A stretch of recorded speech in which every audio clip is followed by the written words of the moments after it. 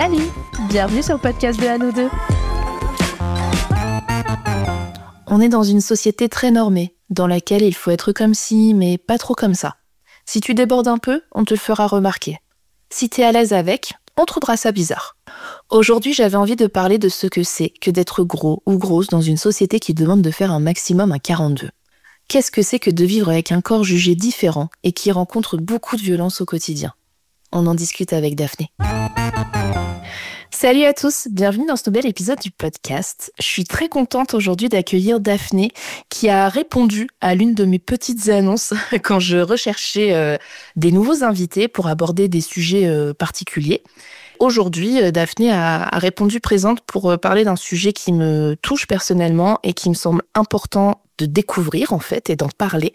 C'est le sujet du fait d'être gros ou grosse dans notre société. Qu'est-ce que ça fait, comment on le vit, etc. Et en fait, Daphné est photographe et quand j'ai découvert son compte, ça m'a fait beaucoup de bien de voir des corps gros en fait sur les réseaux et de voir qu'il n'y avait pas de souci là-dessus. Donc merci Daphné d'être ici. Merci à toi. Je suis pas photographe, je suis modèle photo. Je croyais que tu étais photographe. Et non. J'adorerais, mais en vrai, je suis pas assez patiente pour avoir les compétences techniques et tout ça, mais je pose au final. Beaucoup. Et du coup, je travaille avec des photographes. Mais on en reparlera un peu après, justement, le fait que ce soit pas moi qui prenne en photo, ça a un petit impact. Et effectivement, pourquoi est-ce que tu as répondu présente sur ce sujet ? Pour plusieurs raisons. Déjà parce que je suis concernée. Je me décris comme une femme grosse. Et aussi parce que je milite pour donner de la visibilité au corps gros, justement, par les photos, entre autres. Et aussi parce que j'ai beaucoup bossé le sujet. Il y a quelques temps, je me suis formée pour donner des conférences qui s'appellent des conférences gesticulées. C'est de l'éducation populaire militante. Et du coup, j'ai créé une conférence sur le sujet. Donc, j'ai bien bossé au-delà de bosser pour des raisons perso, parce que ça m'a fait du bien sur le moment, j'ai aussi pu prendre conscience du côté systémique et du côté général du problème. C'est pas que des petits problèmes à moi. Et voilà. Et il va y avoir beaucoup de résonance avec plein de monde et avec plein de vécus. Et en fait, je me suis rendu compte que c'était un sujet politique. Tout est politique. Le corps en particulier. Ah là là. Mais oui, voilà. Donc, c'est un sujet qui me touche particulièrement et qui me semble important d'évoquer en sécurité. Et en sécurité avec toi. Merci de me faire confiance là-dessus, puis de faire confiance aux personnes qui nous écoutent aussi, parce que c'est important. Quand on a discuté un petit peu en off en préparant l'épisode, j'ai fait un amalgame sur la définition en fait de la grossophobie. Parce que ça va aussi faire partie évidemment du sujet de l'épisode. Parce que quand on est gros ou grosse, c'est pas souvent et régulièrement on est attaqué avec des attaques grossophobes. Est-ce que tu pourrais nous redéfinir ce que c'est la grossophobie et justement nous dire les différences entre ça c'est entre guillemets une attaque grossophobe et ça l'est pas forcément. Alors en fait la grossophobie c'est pas forcément quelque chose qui est une attaque, c'est pas forcément une action qu'on subit, c'est aussi, alors c'est ça, d'une part, mais c'est également un climat général. En fait, c'est, oui, des discriminations, donc le fait d'être pas traité comme les autres dans toutes les sphères de la vie sociale, mais toutes les sphères, donc dans le côté, dans le travail, dans les loisirs, dans la santé. Mais c'est aussi tout un tas de stigmatisations qui vont avec des remarques, parce que tu m'avais posé des questions sur les remarques.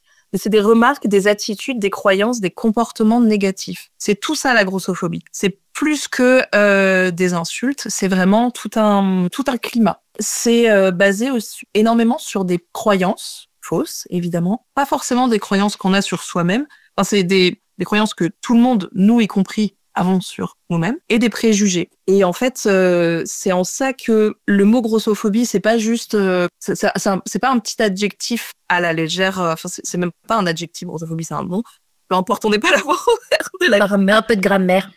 Voilà, mais vraiment, en fait, c'est un système de pensée qui part du principe que les corps sont hiérarchisés, avec au plus haut de la hiérarchie les corps minces, les corps jeunes, les corps blancs, les corps lisses. Il y a vraiment cette hiérarchisation où, au plus bas, quand on parle de la grossophobie, se trouvent les corps gros. On parlera de ce que c'est un corps gros après. Mais il y a vraiment ce truc sur le préjugé qui est hyper important et sur la discrimination.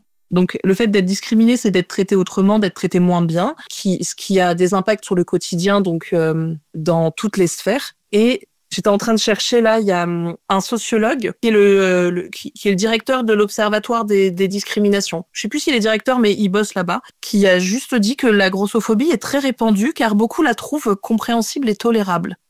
Ah. Donc, on parle d'une discrimination qui est compréhensible et tolérable. Donc, on est quand même... Ok, ça se pose là. Donc, et pourquoi c'est compréhensible et tolérable? Parce que elle est nourrie par un ensemble de préjugés par rapport à l'intelligence, par rapport à la compétence des personnes grosses. Mais là, on arrive dans le deep, on y viendra un peu après. Mais du coup, les préjugés, c'est vraiment un truc c'est surtout ça qu'il faut questionner, parce que ça se place comme des vérités universelles, incontestables. Les gros sont donc ça. Et c'est tout ça qu'il faut déconstruire. C'est tout ça la grossophobie. Donc c'est vraiment un truc ambiant. Et après, c'est juste un fond comme ça. Et puis il y a des petites piques, des grosses piques de temps en temps. Et c'est ça la violence, c'est ça les insultes. Mais il y a tout dans le truc du fond qui... C'est clair comme je raconte ou pas? Ouais. En tout cas, moi je comprends. Ok, il y a vraiment genre un vivier du truc, quoi. Ouais. Dans ma con, j'utilise l'image de l'arbre où il y a des racines et ça prend racine dans des trucs et il y a un gros tronc dégueu qui est la grossophobie. Après, il y a plein de petites branches comme ça et toutes les petites branches, c'est toutes les conséquences sur notre quotidien. Mais le tronc général, il est là, quoi. Et puis le fond, c'est le patriarcat, le capitalisme et le racisme. Enfin, toujours les mêmes, hein, de toute façon, toujours les mêmes. Voilà, ça c'est pas mal en entrée en matière, non? Mais ça aide à comprendre aussi Non, mais je trouve que c'est bien pour commencer l'épisode de poser les bases sur ça. Comme tu le dis, de toute façon, c'est de la discrimination qui se base, comme tu l'as très bien expliqué, sur des préjugés, comme des personnes racisées peuvent en subir, comme des personnes avec différentes sexualités peuvent le subir. Enfin bref, j'en passe et des meilleurs, parce que dès qu'on ne rentre pas dans une norme dans cette société, c'est compliqué. Donc, effectivement, j'imagine même pas, je trouvais ça intéressant, tu sais, que tu parles de cette hiérarchie. Oula, je vais avoir du mal. Hiérarchisation? Non, j'y arriverai pas. Cette hiérarchie, ça marche aussi. Cette hiérarchie. Ou hiérarchie pyramide. Ou, tu vois, quand tu l'expliquais, j'étais en train de me dire, mais je pensais à une femme grosse, noire, avec des poils. Lesbienne, ouais. Handicapée. Bras. Elle est en bas. Par exemple. Horrible. Typiquement, c'est ce genre de personnes, tout en bas de cette hiérarchisation, qui ont créé un mot qui est beaucoup utilisé aujourd'hui et qui a complètement été vidé de son sens. Et c'est un mot que je n'utilise jamais, justement pour ça. Et le mot body positive. Ok. Dans les années 70, c'est des femmes noires, grosses. Il me semble qu'il y avait beaucoup de personnes queer dans ce groupe qui ont créé le mot body positive, qui avait du coup un gros truc politique, parce que en termes de hiérarchisation, on peut dire qu'elles étaient vraiment hyper opprimées, hyper oppressées. Et du coup, elles ont utilisé ce mot pour revendiquer un droit d'exister. Hein, c'est juste basique, hein, normalement. Nos revendications, elles sont pas compliquées. Hein. Non, là-bas, d'un être vivant a le droit d'exister. Voilà. Ah bon, hein, quand on est une femme noire, c'est compliqué. Hein. Je précise que là, je parle en tant que personne non concernée. Je ne suis pas noire, mais je me sens comment dire. J'essaye de me placer au maximum comme alliée pour les personnes racisées. Mais du coup, ce mot body positive, c'est un mot que j'utilise plus du tout parce qu'en fait, il a été réutilisé complètement. Alors là, ça commence un peu à s'essouffler, cette tendance sur les réseaux sociaux. Mais il a été complètement réutilisé par des petites meufs blanches qui font un 38 et qui ont des plis de peau parce qu'elles se plient en deux, ce qui est un truc normal. Et je dis pas qu'on peut pas avoir des complexes et des insatisfactions. Bien sûr. Chacun ses complexes malgré sa morphologie. Hein. Mais on n'est pas oppressé parce que on a des vergetures parce qu'on a fait un 38, qu'on n'a pas mis de la crème hydratante et que machin. C'est pas... On a des complexes, on n'a pas des oppressions à cause de ça. Et en fait, je n'utilise plus ce mot de body positive parce qu'il a été complètement... Déjà, il y a le côté positif qui induit un peu de la positivité toxique et de « aime-toi quoi qu'il arrive ». Excuse-moi, non. C'est pas facile, en fait. Hein.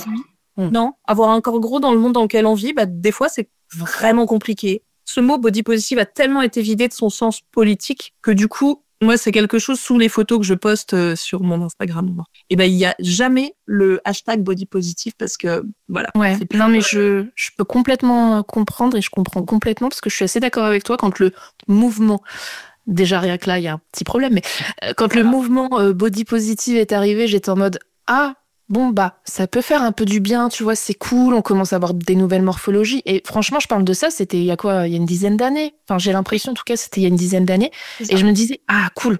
On va commencer à montrer des corps un petit peu différents, des corps gros, machin, gna gna, cool et tout. Et puis là, ça s'est ramassé, mais c'est redescendu comme un soufflet parce que, bah, comme tu le dis, en fait, c'est des nanas qui faisaient du 38 ou du 40 et qui disaient ah là là, je suis grosse. Si tu as le droit de te sentir grosse en faisant un 38 ou un 40. Moi, même ça, je suis pas d'accord, mais on en reparle juste après. Moi, je me dis, après, c'est ta propre perception de ton corps, tu vois, et tu peux te dire, putain, ouais, je fais un 38, mais je me trouve grosse. Bon, enfin, moi, je le vois personnellement, tu vois, je me dis, bon, t'as le droit, ok, tu vois. Mais n'en faisons pas une généralité, parce que, comme tu le disais, il y a la différence avec l'oppression. C'est que je ne pense pas que la société va te pointer du doigt en disant, toi, tu es grosse. Parce que c'est pas vrai, elle le fera jamais, tu fais un 38. Va parler à une nana qui fait un 46, un 48, un 50, un 52 et plus. Là, elle va se prendre des remarques par la société, en fait. Tout à fait. Et c'est là que le mouvement a perdu un petit peu de sa valeur à mes yeux aussi. Ben, c'est un vrai, il y a un vrai enjeu sur le fait que le mouvement body positive, il a été très dépolitisé, justement. Il était question beaucoup d'insatisfaction corporelle. Et c'est important de pouvoir s'empouvoirer par rapport à ça, de se dire non mais c'est pas des complexes, c'est pas mes imperfections font ma perfection. Déjà c'est questionnable sur pourquoi on parle d'une imperfection en fait. Juste une variante d'un corps. Oui en fait de la peau elle est pas lisse, mais en fait ça c'est aucune peau n'est lisse hein, vraiment c'est même dans la constitution biochimique de la peau c'est pas lisse hein, c'est fait de. C'est pas possible, il y a des pores. Voilà en fait. Non, mais... Il y a des pores. Par définition, une peau, c'est pas... Elle respire, c'est incroyable. Mais pour revenir à ce je me sens grosse quand on... Enfin, et vraiment, petit cœur sur les petits meufs qui font du 38. J'ai rien ouais, on n'a rien contre vous. Hein. Cœur et tout, mais c'est pas le 38 le problème. C'est le fait de vivre une oppression et de réutiliser les mots de certaines militantes et de certains militants. Mais pour moi, le côté je me sens grosse quand on l'est pas, eh ben c'est pas ok pour moi. J'explique pourquoi. La grosseur, c'est pas un ressenti, c'est pas une émotion, c'est pas une sensation. La grosseur, être grosse, être gros, c'est une réalité concrète et matérielle. C'est une réalité concrète qui donne, enfin, c'est des possibilités ou des impossibilités d'accès au monde. C'est ça l'oppression. Le fait d'être oppressé, c'est de pas pouvoir accéder au monde. Et ces possibilités ou ces difficultés, ça varie en fonction d'où on se situe sur le spectre de la grosseur. Mais se sentir grosse, c'est plutôt je me sens ballonnée. Je ne me sens pas bien aujourd'hui. J'ai mal quelque part. Je ne me sens pas désirable. Je ne me sens pas désirée. Et ce travail sur le vocabulaire, sur les mots qu'on a pour se décrire, pour moi, c'est primordial de dire non. Alors, ok, tu te sens grosse. Ça veut dire quoi? Et en fait, parce que gros, vraiment, on va revenir au mot gros. C'est pas un gros mot. Ouais, alors ça, purée. Ouais, j'en ai marre de ça. Un adjectif. J'en ai marre. Vraiment. Mais oui, il faut en avoir marre que ce soit un gros mot. Ouais. Même dans le mot, en fait. Il y a même un truc qui va pas, mais c'est pas si ça a été une insulte. Ça l'est devenu, en fait. Pourquoi? Parce que la hiérarchisation des corps. Mais c'est ça que quand on parle d'un corps, quand on parle d'une maison, une grosse maison, quand on parle d'un salaire, quand on parle d'une bite, j'utilise cette phrase-là parce que en vrai, c'est marrant, en fonction des contextes, il y a pas de problème. Après, c'est ça la taille qui compte. Mais pourquoi quand il s'agit d'un corps, c'est une insulte? Parce qu'il y a cette hiérarchisation, il y a tout ça derrière. Donc, moi, je me définis comme grosse parce que j'ai bien conscience que ça a été une insulte. Mais quand c'est dans ma bouche à moi, c'est une arme qu'en face, ils n'auront pas. Du coup, c'est vraiment un truc... Et là moi, je pense que toi aussi, tu as eu cette utilisation politique du mot où on se le réapproprie. C'est comme les gars homosexuels, les gays qui se déterminent comme PD. Ça a été une insulte pendant longtemps. Et du coup, on se réapproprie. Et ça, c'est vraiment un mouvement politique de se dire, on réutilise un mot qui a été une insulte parce que du coup, il va perdre de sa valeur d'insulte parce que dans ma bouche, si moi je me décris comme grosse et puis c'est juste un fait, hein, c'est un adjectif. Être grosse, c'est être au-delà de la norme. Bah ouais, je suis au-delà des normes corporelles, quand bien même il y ait une norme. Mais c'est là où il y a cette idée d'hierarchie et puis qu'il y a tout ces histoires de préjugés, etc. C'est que il y a ce côté taille du corps, mais c'est pas un adjectif tout à fait pareil que être brune, porter des lunettes, avoir des tatouages.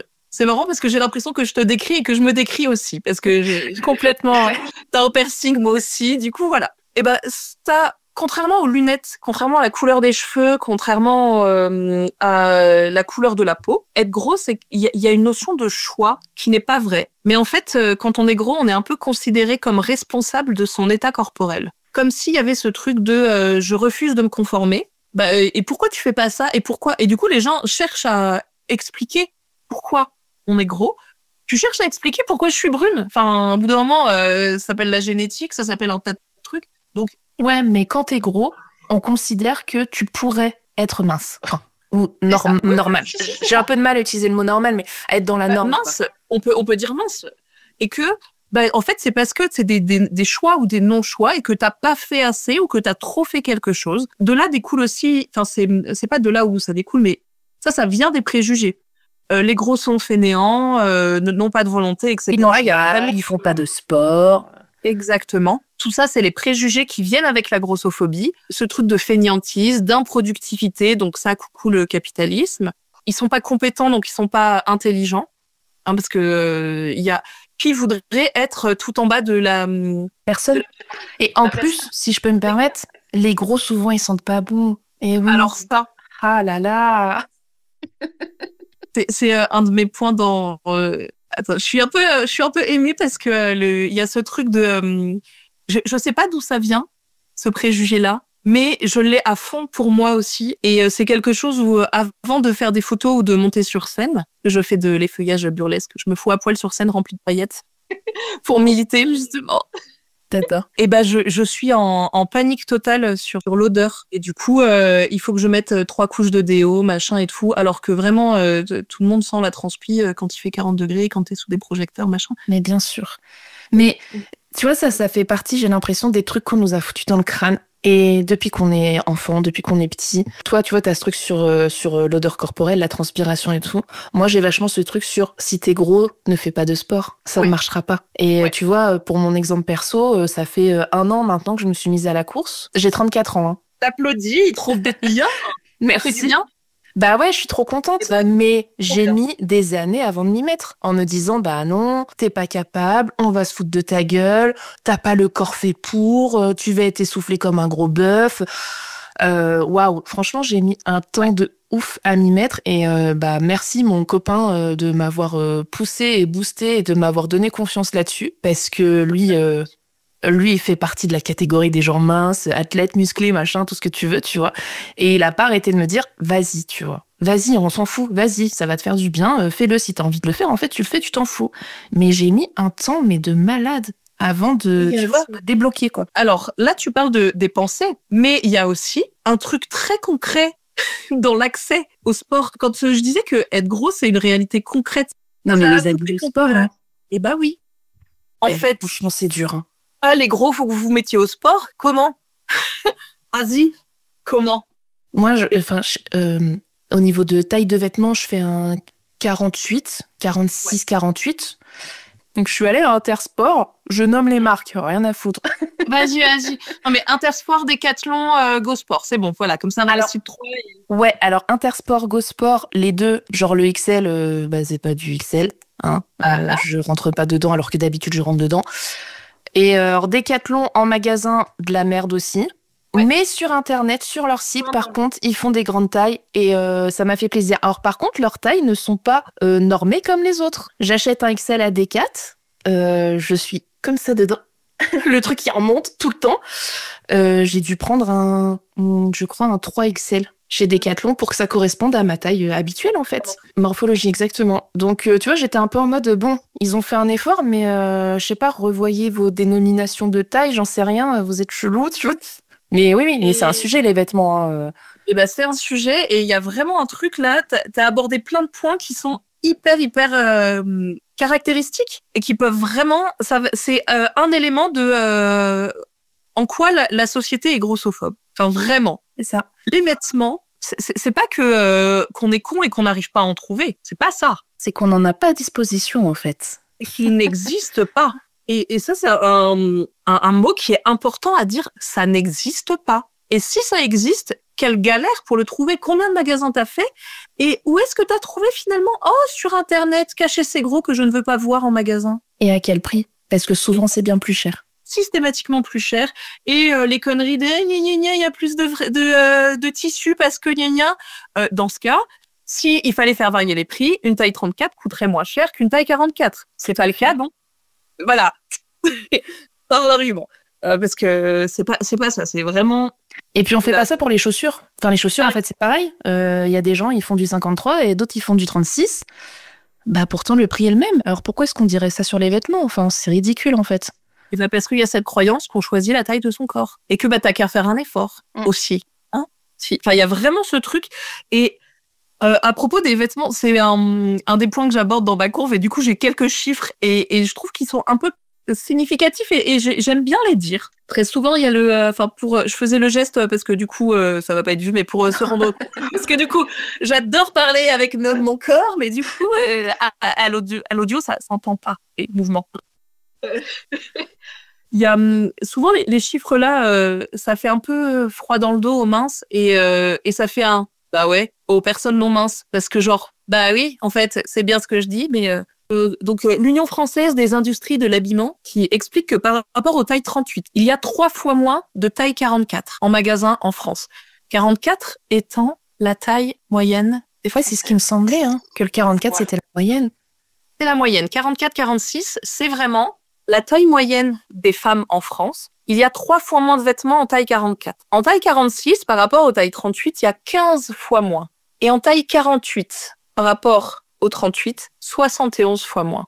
C'est fou, hein? Ouais. Donc, c'est la taille que tu portes, ce que tu me disais. Tu as, concrètement, je rappelle, être gros, c'est une réalité concrète d'accès au monde. Tu as concrètement 71 fois moins de possibilités de t'habiller une personne au corps normé. De toute façon, tu me vois. Et ça se voit. Et puis, au-delà de... il y en a... Enfin, c'est vraiment... Il y a des vêtements qui n'existent pas. Il y a des... Tout à fait. Il y a des enseignes qui ne font pas. Moi, j'ai ce souvenir d'un truc... je vais en magasin, je me fais scanner le corps visuellement par une vendeuse qui me fait non de la tête. Je suis à la porte du magasin. Wow. C'était même pas pour moi que j'entrais dans ce magasin parce que j'avais même pas l'outrecuidance de me dire que j'allais me fringuer à ce temps. Puis tu le sais, en fait, tu sais aussi les enseignants qui font pas. Voilà, tu les connais, mais horrible par contre. Voilà. Alors j'ai eu le regard désolé et plein de gêne de la part de la petite meuf qui était à ce moment-là adorable, qui me fait une petite tête désolée en me disant non on n'aura pas et qui s'excuse et tout ça. Mais ça c'est l'option 1 et qui est l'option plutôt ok. Il y a l'option 2 où vraiment il y a du jugement et du mépris dans le regard et dans le visage de la personne et qui non, mais enfin, on fait pas, hein. Il y a on fait pas. Une meuf un jour qui m'a dit, je faisais du shopping avec ma mère, j'ai cru qu'elle allait décapiter la vendeuse. Ma mère qui est pas concernée, qui n'est pas grosse et du coup qui a qui a pas pris conscience de tout. La nana me dit, ah non, mais on n'aura pas du plus size parce que, enfin, vous comprenez, nous, on fait quand même des modèles de vêtements plutôt élégants. Ah, parce que quand on est gros, on peut pas être élégant, quoi. Et plutôt raffiné et puis parfois un peu sexy. Juste, allez faire un petit tour sur mon compte Instagram, dites-moi que je suis pas sexy, puis on en reparle après. Voilà. Vraiment. Parenthèse fermée. Donc vraiment, il y a ce truc de prononcé un peu en chuchotant parce que c'est un peu honteux et dégoûtant hein, quand même. C'est vraiment honteux et en fait, je ne sais pas comment gérer cette situation. Enfin, il y a des personnes qui le font avec mépris, d'autres personnes qui le font avec gêne.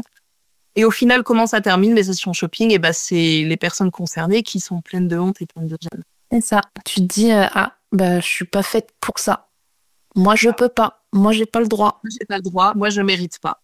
Et le nombre de sessions shopping que j'ai terminé en en pleurant, moi, en bad, quoi. Donc, ça fait quelques années que je vais même plus m'exposer. Moi, je fais même plus mon shopping en magasin parce qu'au final, ça n'existe pas, ou alors c'est des magasins hyper moches ou hyper chers, et du coup, je fais autrement pour trouver des vêtements, quoi. Et du coup, le faire autrement, c'est des trucs qui sont pas forcément très éthiques. Les vêtements, les boutiques, c'est même pas des boutiques, mais les sites qui font des trucs.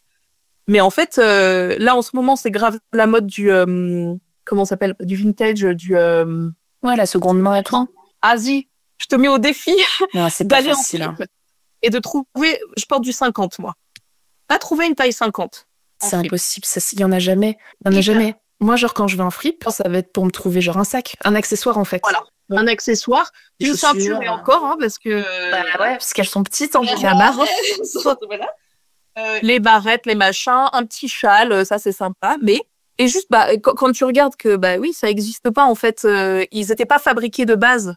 Et du coup, ils sont pas, ils retournent pas en circuit de la seconde main, quoi. En parlant de vêtements, la lingerie aussi. En fait, ça va avec ce truc de, non, mais une grosse ne peut pas être sexy. Elle ne peut pas être désirable. Donc, la lingerie, c'est un vrai sujet aussi, je trouve. Enfin, moi, je trouve ça abusé. Mais bon, il y a vraiment cette croyance, sur le désir. Et vraiment, en plus, j'ai noté, tu me disais que ton chéri était plutôt mince, ou normé physiquement, etc. Eh ben, il y a un vrai truc autour des couples comme vous, où les gens pensent que c'est pas possible. Ah, un mince et un gros ensemble? Ouais. Genre, mais comment, lui, attends, mais il a toutes les meufs qu'il veut. Et il a toutes les meufs qu'il veut parce qu'il est mince. Bien sûr. Dans la réalité, c'est pas vrai, hein, mais il y a une croyance autour du fait que les meufs grosses sont pas désirables et sont pas désirées, qui est complètement faux. Et j'ai rassemblé des témoignages et des choses complètement abjectes là-dessus. T'es prête ou pas? Moi, je suis prête. Même si je sens que je vais être choquée et outrée, mais allons-y. Oui, c'est outrant. Moi, c'est un vrai truc où quand j'ai commencé à faire du burlesque, des feuillages burlesques, du cabaret, on m'a dit ah là là, tout ça c'est pour attirer les garçons, c'est ça? Hein, parce que bon, sinon ils sont pas. Non, c'est pas pour ça. Hein. Enfin vraiment, c'est bon à pas d'autres raisons que je fais de l'effeuillage, mais il y a vraiment un truc de comme si j'avais besoin de faire plus pour attirer. Et il y a un vrai enjeu autour du rapport aux hommes. Alors, moi, je vais parler de ce que je connais le plus, à savoir les rapports hétéronormés. Et il y a un gros truc autour de ça, parce que c'est pas du tout les mêmes questionnements dans les relations queer. Il y a vraiment autour les femmes grosses ont des vécus qui sont assez, moi en tout cas, j'ai eu pendant très longtemps, j'ai eu peur. J'ai eu peur de casser les garçons. Je pèse quasiment 100 kilos. Et du coup, je me dis, non, mais ils peuvent pas... si je me mets sur eux, je vais les casser. Et en fait, ça, c'est un vécu qui a été vraiment dans beaucoup de témoignages que j'ai pu retrouver. Et j'en ai tiré la règle des 3 P. Donc la peur, donc du vécu des femmes grosses. Donc la peur, donc je vais le casser. La pitié. La croyance que nos partenaires restent par pitié pour nous, parce que sinon on va perdre ça. Et le troisième P, c'est la proposition de relations cachées. Et j'appelle aussi ce troisième P comme pantoufle, parce que les grosses c'est comme les pantoufles. On est bien dedans, mais on sort pas avec. Personnellement, je me suis vraiment habituée à être en relation, à être la maîtresse, à être celle qu'on montre pas, celle dont on a honte, celle où et moi, j'ai clairement un gars que j'avais daté qui m'a dit non, mais qu'est-ce que les gens penseraient s'ils me voient avec une meuf comme toi?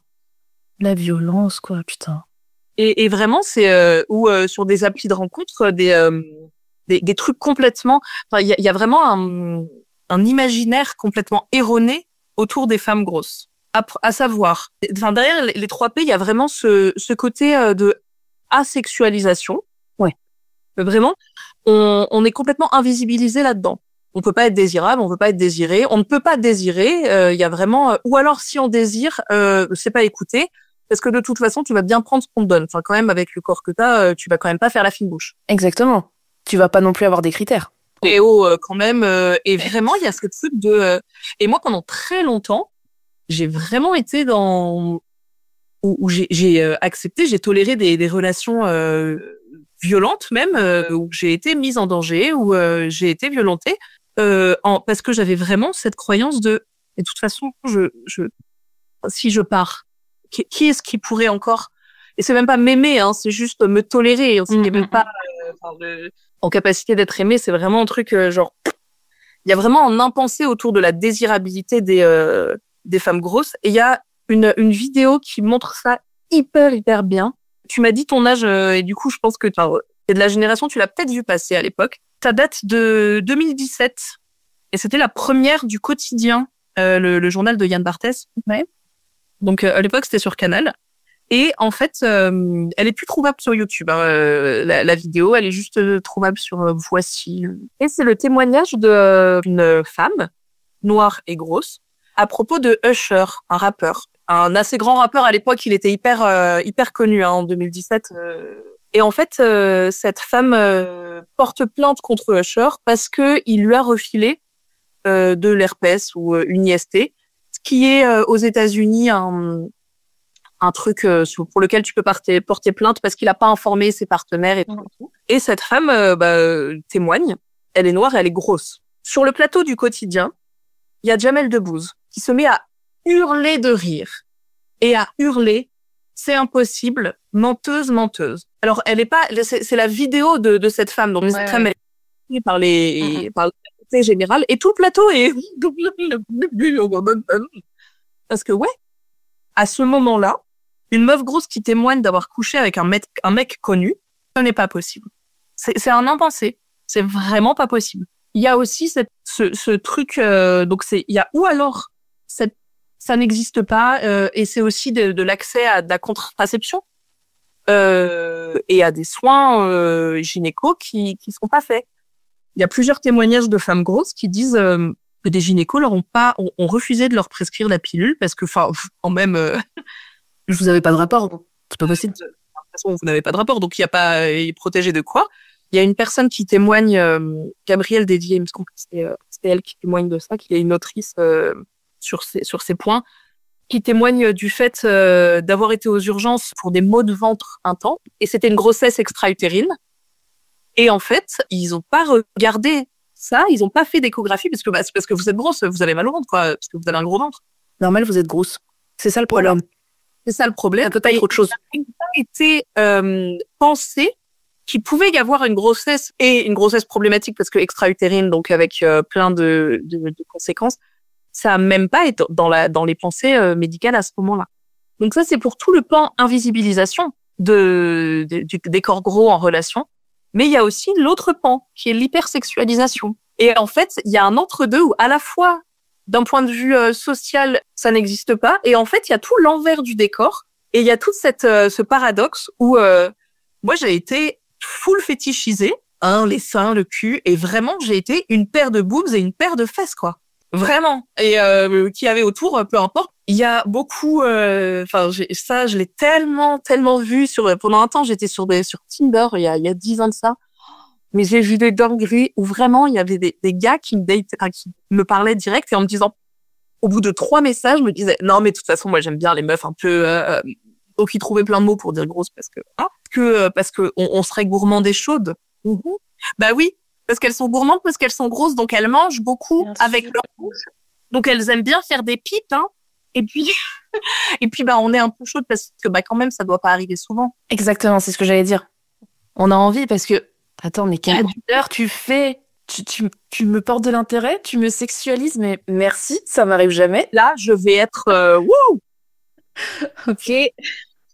C'est il y a un podcast de Marie de Brouwer qui est journaliste et qui est réalisatrice. Faut la suivre, cette meuf. Oui, je la connais, elle est super. Elle est géniale. Et Kémis, qui est une autrice afroféministe, elle discute à un moment sur un podcast et elle dit cette phrase par rapport à la séduction, à la sexualité des femmes grosses. Et vraiment, moi, ça m'a fait exploser la tête d'entendre cette phrase il y a une expérience spécifique quand il s'agit d'évoluer dans un monde qui nous considère comme à l'opposé des standards de beauté. Et vraiment, c'est une expérience spécifique et c'est difficilement descriptible parce que, et c'est un vrai truc, Enfin, moi, ça m'a fait un drôle de truc de m'en rendre compte.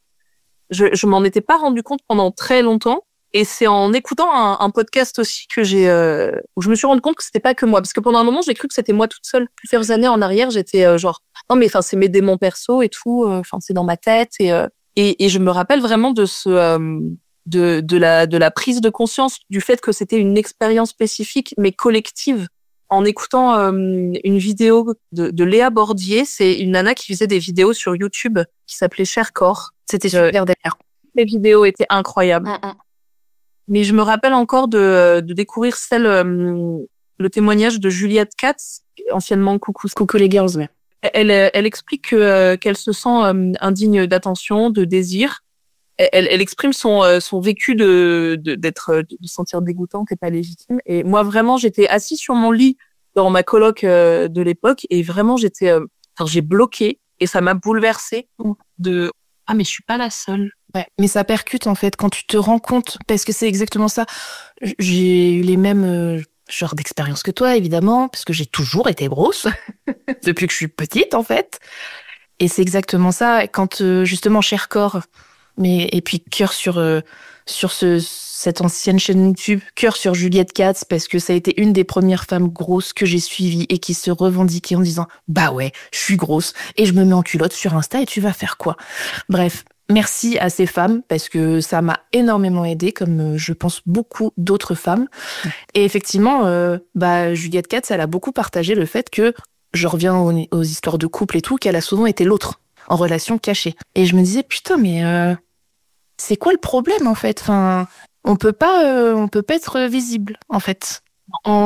C'est honteux de nous tenir la main dans la rue, c'est honteux de dire qu'on sort avec nous, qu'on a des relations sexuelles avec nous. Enfin. Stop, en fait. Enfin, de la honte, hein. Je me rappelle vraiment, quand elle parle du fait d'être l'autre, de prendre conscience à quel point moi, j'ai été l'autre. En fait. Et au point où, encore aujourd'hui, il y a des moments, il y a pas très longtemps, un de mes partenaires, on va dîner ensemble. Alors ça aussi, c'est tout un peu paquet, mais on en parlera un peu après peut-être. En sortant du restaurant, il me prend la main. Et il a une attitude normale. Il me prend par la taille ou il me prend la main et pour lui c'était complètement anodin parce que juste il se comporte bien quoi. Voilà, il se comporte normal quoi. En vrai hein. Et moi à ce moment-là, j'ai checké tout autour en me disant il fait ça parce qu'il y a personne qui nous voit. Alors que pas du tout. Hein. On était dans le bar en bas de chez lui et du coup c'est sa cantine, enfin le petit resto bar en bas de chez lui. Et vraiment la première pensée que j'ai eue il a pas honte de moi. C'est horrible. Et putain. Ouais, c'est horrible. Mais ça, c'est de l'intériorisation de la grossophobie. Enfin, à force de vivre cette discrimination et cette violence au quotidien, on a l'automatisme. Mais oui, complètement. Tu te dis, bah oui, c'est comme ça. Oui, oui, c'est juste un fait. Et c'est les préjugés, et c'est ce truc qui est présent de vérité générale, c'est comme ça. Et du coup, c'était devenu pendant un temps ma norme d'être caché.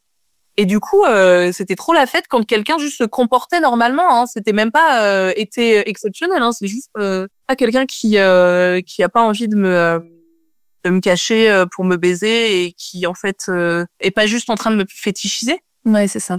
Et je trouvais ça exceptionnel. Donc c'est vraiment un gros pan de. J'ai un autre souvenir. J'ai un souvenir qui me revient d'être en covoite avec un de mes cousins qui est un petit peu plus âgé que moi et qui me demande très sincèrement et très premier degré, genre mais t'as des mecs toi? Ah oui. Mais enfin ils sont comment? Est-ce qu'ils sont gros comme toi? Exactement. Ben oui. Les gros se mettent avec les gros. Ils s'en produisent entre eux, hein. C'est en fait. Et du coup ils font des gens gros parce que ça marche que comme ça. Ah oui. Et alors j'adore les mecs gros aussi. Moi, je fonctionne beaucoup avec l'humour, hein, mais c'est l'humour. Il faut en rire, hein, parce que sinon on n'a pas fini d'en pleurer. Moi j'adore aussi les mecs gros. Je suis attirée par tout type de gars et je peux complètement envisager de sortir avec un mec gros aussi, complètement envisager de sortir avec un mec mince, enfin vraiment mais dans la tête de mon cousin j'en parle pas parce que c'est mon cousin, c'est dans la tête d'un mec lambda de 35 ans hein. Bon, c'était il y a 10 ans encore donc une quarantaine d'années et j'ai ils sont comment ils sont gros ah non, c'est des noirs en fait. Ou alors c'est des arabes. C'est ça. Enfin, je veux dire, ils aiment bien ton. Et là, il désigne mon corps. Et il termine par ouais, non, mais c'est parce que les seins, hein, c'est voilà. à ce moment-là, mon cousin, il veut vraiment pas être, enfin, c'est juste, il m'aime de tout son cœur, hein. Il comprend rien de ce qu'il raconte, il est insécure la violence de ce que c'est. Et en même temps, c'était pile à l'époque où moi, ma description sur Tinder, c'était il y a, une dizaine d'années, c'était vraiment le, je suis généreuse, mais pas que pour ma morphologie, hi. J'ai pas vraiment la taille mannequin, mais j'ai des gros seins. Voilà. Donc. Mais tu sais que moi, quand j'étais sur des sites de rencontres à l'époque, que j'ai aussi, alors Tinder pas trop parce que je trouvais que les mecs c'était vraiment que des gros charros et ça m'intéressait. Oh bah, on est bien d'accord, oui. Mais ouais, j'ai quand même écumé pas mal de sites de rencontres à l'époque et je ne mettais aucune photo de moi en entier parce que je me disais ça va réduire mes chances. Alors que si on discute un petit peu avec le mec, il va se rendre compte que je suis sympa, je suis rigolote, machin, gna. Et puis bon, bah après on se verra et puis on verra ce qui se passe, quoi. Ouais. Genre je faisais de la tromperie sur marchandise parce que je me disais si je me montre en entier, et bah je vais directement réduire mes chances. Et je me rendais bien compte que ce que je faisais c'était pas forcément très honnête et tout, mais en fait bah déjà j'arrivais même pas à m'assumer, à me montrer en entier. Et genre j'avais très peu de photos de moi en entier parce que bah je ne m'aimais pas en fait, parce que mon corps est gros donc ça ne va pas. Et encore moins de le montrer sur un site de rencontre où je vais avoir des mecs qui vont me dire ah bah non t'es grosse. Oui, et donc oui. Alors que pourtant, ça faisait peut-être, allez, je te dis une semaine qu'on se parlait par message, machin et tout, qu'on s'appelait des heures et tout, que le courant passait à balle. Ah, mais t'es grosse. Ah. Ouais. Après, je peux encore entendre que, bah voilà, que tu sois plus attiré par des personnes minces, que tu sois plus attiré par des personnes grosses. Je l'entends à 1000 balles, mais c'est vrai que tu te dis, putain, donc c'est problématique, quoi. Et oui. Mais et pourquoi il n'y a pas cette attirance sur les corps gros, c'est aussi par manque de représentation. En fait, quand tu questionnes plein de monde, moi je me suis rendu compte au fur et à mesure de mes rencontres que il y a beaucoup de personnes qui disent ah non mais j'aime bien les meufs curvy, les meufs grosses, mais c'est juste des fois ils le savaient même pas qu'ils fait parce qu'il y a vraiment une image biaisée et une illusion d'anormalité. Sur l'image biaisée et stigmatisée des femmes grosses, j'ai un mini-exemple là-dessus par rapport à la sexualité et la séduction. Tout en représentation romantique, érotico-romantique, on n'a pas d'image de bœuf ou de gars gros. Un peu souple. Il n'y a pas de représentation de couple avec des morphos diverses.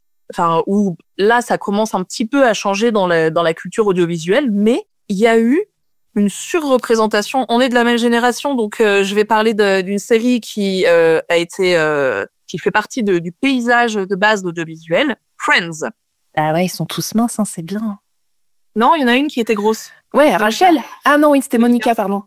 Eh oui. Et quand elle est grosse, c'est comment quand elle est grosse? Elle est naïve, grosse, vierge. Et quand il parle de Monica hyper naïve, on en rigole. Hein.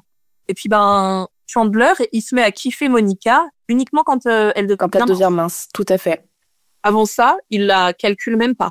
Et vraiment, c'est toute la culture audiovisuelle, c'est vraiment un gros vecteur de normes.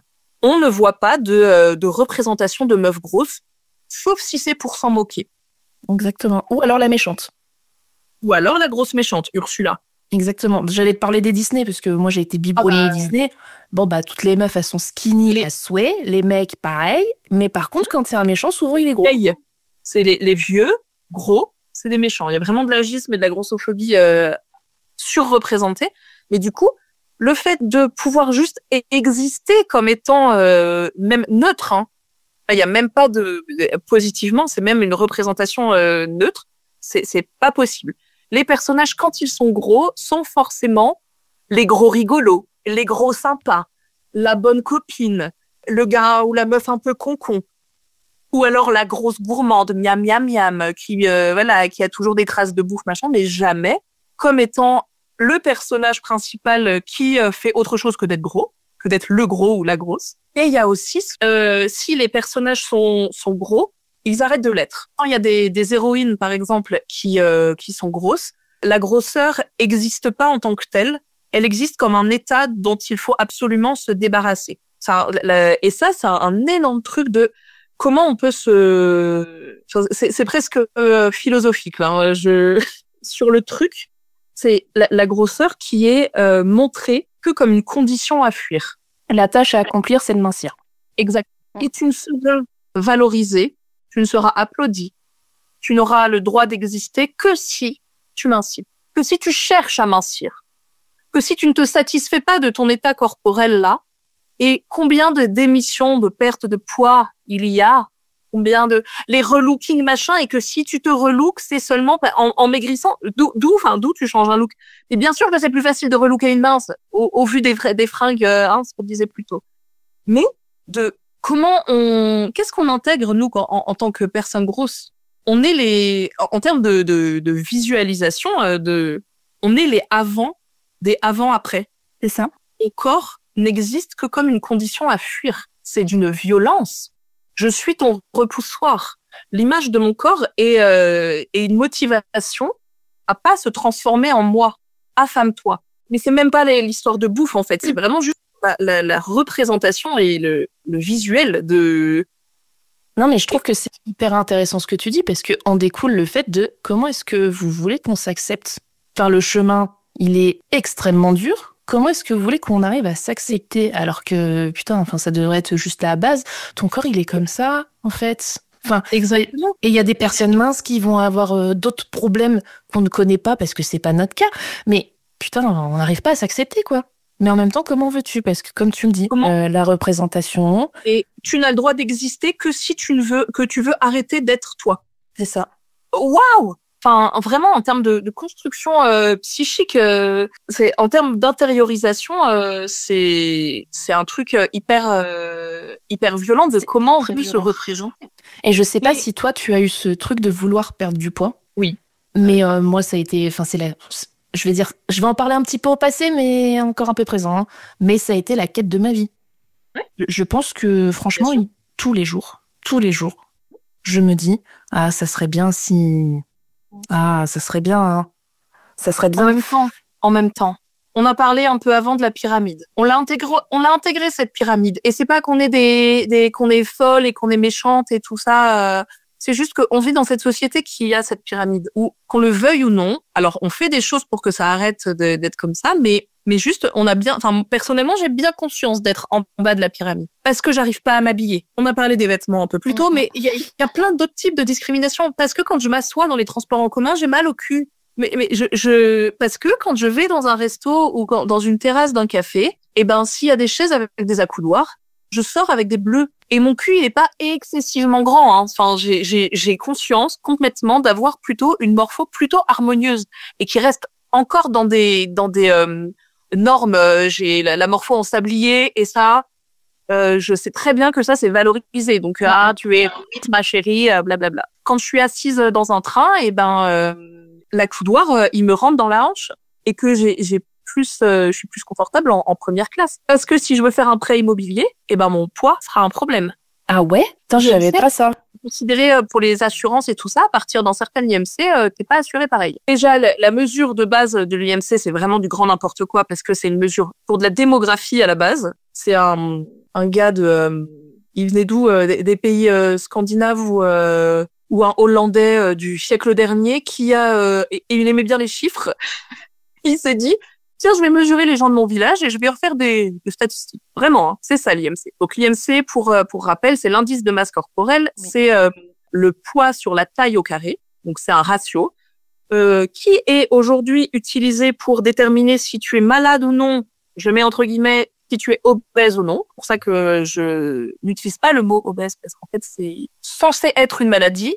Mais à partir de quel moment un format corporel ça détermine une maladie? Alors, normalement, une maladie, il y a des symptômes et tout ça. Donc, et puis, je me permets aussi une parenthèse là-dessus, mais des gens qui font à balle du sport, ils vont avoir un IMC élevé, alors que pourtant, ils n'ont pas de gras.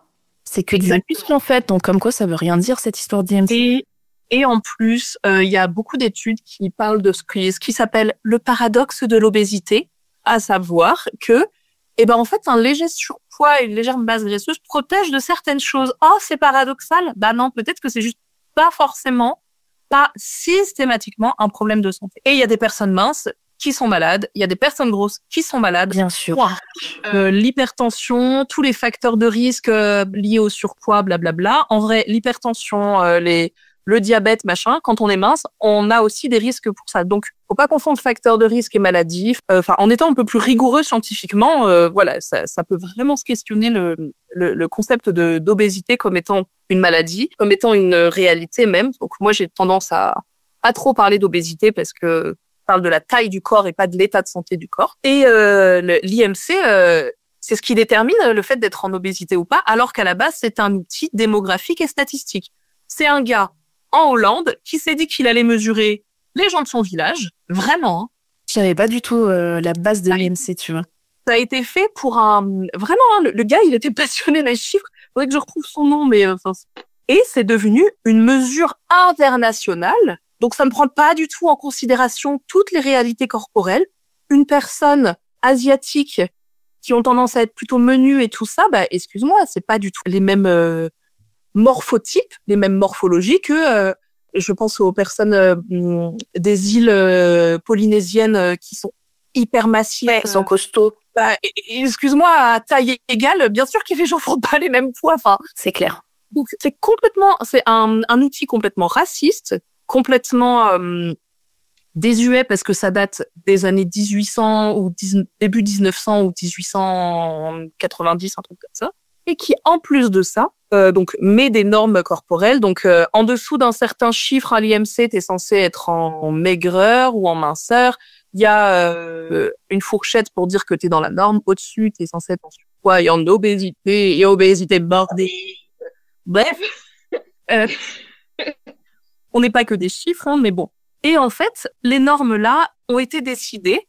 Il y a eu une certaine limite disant que c'était ça être en surpoids. Ça a été descendu d'1 ou 2 points dans les années 70, je crois, 70 ou 80. Ok. Cette limite-là. Et en fait, ça permettait à des millions d'Américains de passer en dessous. Et donc, ça permettait aux compagnies d'assurance ou aux compagnies comment ça s'appelle, les mutuelles américaines, les assurances et les crédits et tout ça. Du coup, de dire, ah bah, vous avez un risque là, vu que vous êtes gros, et bah, du coup, on vous fait payer plus. Et vraiment, ça, c'était pour des raisons économiques que la norme a été baissée. Voilà sur quoi on se base pour nous dire qu'on n'est pas en bonne santé parce qu'on a du gras autour du cul. Voilà. Et pas que, mais bon, en tout Voilà. cas, c'est nos culs qui arrivent pas à passer dans les chaises, ça, vraiment. Franchement, Voilà. je suis contente que t'en parles parce que je trouve qu'on n'en parle pas assez. Oui. C'est dans les trains, dans les avions. Putain. Et ouais, même dans les cinés parfois, dans certains cinés, je suis en mode Oui. oh, pourtant j'ai pas un gros cul, tu vois. Non, mais Et j'ai des grosses poignées d'amour. Et du coup, quand je m'assois, je suis en mode putain, je suis serrée là. c'est les portiques du métro. Ah, alors, je suis pas dans une ville où il y a le métro, mais effectivement, quand je suis allée à Paris, bah je dois me mettre sur le côté. Voilà. Oui, c'est vrai. Tout ça, c'est ça en fait, être gros et la réalité d'accès au monde, la réalité concrète. C'est ça en fait. Enfin, à un moment, quand une personne me dit oui, je peux m'asseoir, oui, machin et tout, bon bah on va questionner un peu enfin c'est quoi être gros parce que les bancs, hein, les dispositifs anti-SDF pour éviter que les gens s'allongent parce que c'est quand même horrible que des gens puissent se reposer. Et ben c'est aussi des dispositifs anti-gros. Et perso, moi j'ai développé tout un tas de techniques. Un jour, je devais boire un verre en terrasse avec une copine. Je savais que sur cette terrasse, mon cul ne rentrait pas. J'ai prétexté, ce qui n'est pas un prétexte parce que je suis très allergique au pollen. Oh, mais tu comprends, dehors, les allergies, nanani, nanana. Allons à l'intérieur parce que je peux m'asseoir dans le lit. Parce que je savais que mon cul ne rentrait pas. Ouais, et que t'en deviens honteux, en fait, alors que c'est pas de ta faute. Mais c'est toi qui es honteuse de dire, putain, je passe pas dans la chaise. Alors, là, maintenant, moi, c'est un des trucs que je fais au quotidien, c'est de le dire suffisamment à haute voix pour que les gens autour entendent, de genre, ah bah tiens, ah bah ça rentre pas, ah bah je suis coincée à la chaise, bah ouais. Et du coup, souvent, là, en gros, c'est plus moi qui suis gênée, je la mets à l'extérieur de moi. Et du coup, souvent, ça fait un peu réfléchir, moi, dans des restaurants, la dernière fois, j'allais au resto avec mon père et un de ses potes. Et bah, du coup, j'ai clairement demandé à mon père d'échanger sa chaise avec moi. Il m'a dit, d'accord, il s'est pas posé la question parce que, voilà. Et je lui ai dit, oui, parce que tu vois, sur cette chaise avec les accoudoirs, et ben, mon cul passe pas. Et vraiment, et genre, oui, bien sûr, d'accord. Et le serveur a demandé si je voulais une autre chaise. J'étais là, non, moi ça va, maintenant j'ai trouvé une chaise dans laquelle on passe. Mais merci, quoi. C'est un petit détail. Ça, c'est des petits détails, mais c'est du quotidien, en fait. Et c'est ça qui fait notre vie. Hein. La possibilité de s'asseoir dans l'espace public. Ça paraît pas si compliqué que ça, mais en fait, ça le devient. Il y a ce truc d'anormalité quand on parlait des représentations en couple, mais même au-delà des représentations en couple, des représentations tout court. L'absence ou le manque de représentation positive et l'absence de représentation tout court, parce qu'il y a aussi ça, ça impacte beaucoup la façon dont on se voit et dont on est vu. J'y reviens juste après. Je vais juste refaire un petit crochet par le fait qu'on soit invisibilisé. Les corps gros sont peu visibles. Et ça vient nourrir une illusion d'anormalité. Le fait qu'on voit moins, on trouve que c'est exceptionnel, dans le sens, extraordinaire. C'est pas ordinaire. Il y a en France, en surpoids, les derniers chiffres à peu près, c'est entre 20 et 25% en fonction d'où on est là, de personnes considérées comme grosses. 1/5. 5 personnes, il y en a une qui est grosse. En temps de parole dans les médias, il y a que 3% de personnes grosses. Donc vraiment, il y a une surreprésentation des corps minces. Vraiment et c'est important de se dire, je vois plus que la normale de corps minces. Donc, on le voit donc comme un standard. Ça, c'est vraiment un mécanisme cognitif. Si tu vois plein d'humains avec la peau bleue, tu te dis, c'est ça la norme, c'est d'avoir la peau bleue. C'est normal, bien sûr. C'est donc ça qui est normal. Si tu vois plein de personnes avec les cheveux perpendiculaires, tu te dis, c'est les cheveux perpendiculaires la norme. Les miens, ils tombent comme ça. Oh, mince, mes cheveux sont sujets à la gravité. C'est terrible. Et même principe sur la taille des corps. Et quand les gros, donc on est invisibilisés, nous les gros, et en plus on est stigmatisés. Donc ça participe aux préjugés, à la stigmatisation et ça participe à la grossophobie ambiante. Quand on est montré dans des situations très très particulières. On est montré que comme des gens qui doivent maigrir. Ce que je disais un peu plus tôt, la grosseur est une condition à fuir. Donc vraiment comme le corps gros qui est anormal, qui est terrible et qui est en souffrance, qui est malade. Un corps malade, un corps avec des attitudes stéréotypées. Dans les images de reportage, quand des corps gros sont montrés et que je te pince le bourrelet et que je me mesure et que tu vois des gros pieds qui montent sur une balance et qui est triste et que je vois des gros qui sont en train de manger des gros burgers et quand il y a des gros qui mangent une petite salade. Bravo, c'est quelque chose, blablabla. Tu veux perdre du poids, c'est bien. Les gros sont peu visibles pour autre chose que leur grosseur problématique, si tant est elle le soit. Mais ils sont pas, on n'est pas montrés comme des humains normaux qui font des trucs normaux. On est montré dans des situations vraiment très stéréotypées et qui vient vraiment nourrir la grossophobie ambiante et oh mon Dieu, le pire truc du monde, ce serait de devenir comme moi. Vraiment, c'est... Très souvent, les corps gros sont montrés comme morcelés, en petits morceaux. Tu vois des jambes qui marchent difficilement. Tu vois un dos, parce que les gens veulent être filmés de façon anonyme, donc tu vois juste une silhouette très grosse. En entier, s'ils sont filmés en gros plan comme ça, en pied, en fait, les personnes grosses, c'est vraiment pour dans les shows discriminatoires de « il faut perdre du poids, naninana ». Le fait qu'on voit jamais de corps gros unifiés, du coup, moi, c'est ce que tu décrivais sur les sites de rencontres où tu te montrais pas en entier. Ouais, en fait, quand on n'a pas de représentation de c'est comment un corps gros en entier, on fait aussi ce découpage-là, ce morcellement qui participe à un vécu de déshumanisation aussi. Si on tire un peu grossir le trait, un corps en morceaux, c'est pas un corps humain, c'est pas un corps complet, c'est pas un corps vivant. Et effectivement, nos corps sont montrés comme des épouvantails et comme quelque chose qu'il faut fuir. Donc effectivement, on n'est pas des corps vivants, des corps normés, des corps normaux, etc., etc. Moi, je l'ai vraiment vécu ça. À mes 20 ans, j'ai débarqué chez mon médecin traitant en me disant « je suis monstrueuse, il faut changer ça ». Elle était là « monstrueuse, mais de quoi tu me parles ?» Ouais, cette anormalité de pas être normal, de pas être dans les normes. Et ton médecin a bien réagi en te disant non, mais vous n'êtes pas anormal. Elle n'a pas compris que je parlais de grossophobie. Mes 20 ans, c'était il y a 15 ans. Le mot, il n'existait même pas. Je suis d'accord. En fait. Elle a été très désemparée. Elle m'a dit, mais Mais Daphné, votre visage, il est harmonieux. Vous avez 2 bras, vous avez 2 jambes. Elle m'a pas du tout parlé de mon poids. Cette médecin était super. Elle m'a jamais parlé de mon poids comme étant un problème. Et du coup, je n'arrivais même pas à expliquer c'était quoi mon fucking problème.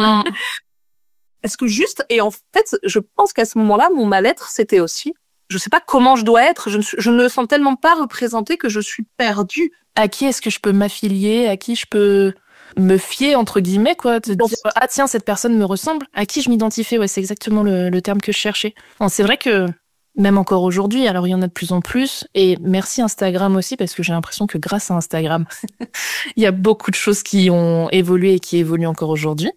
Même, tu vois, dans les débuts d'Insta, où je commençais à avoir des corps gros sur Insta, je vais te dire un truc que je déteste, hein, mais ça me faisait bizarre.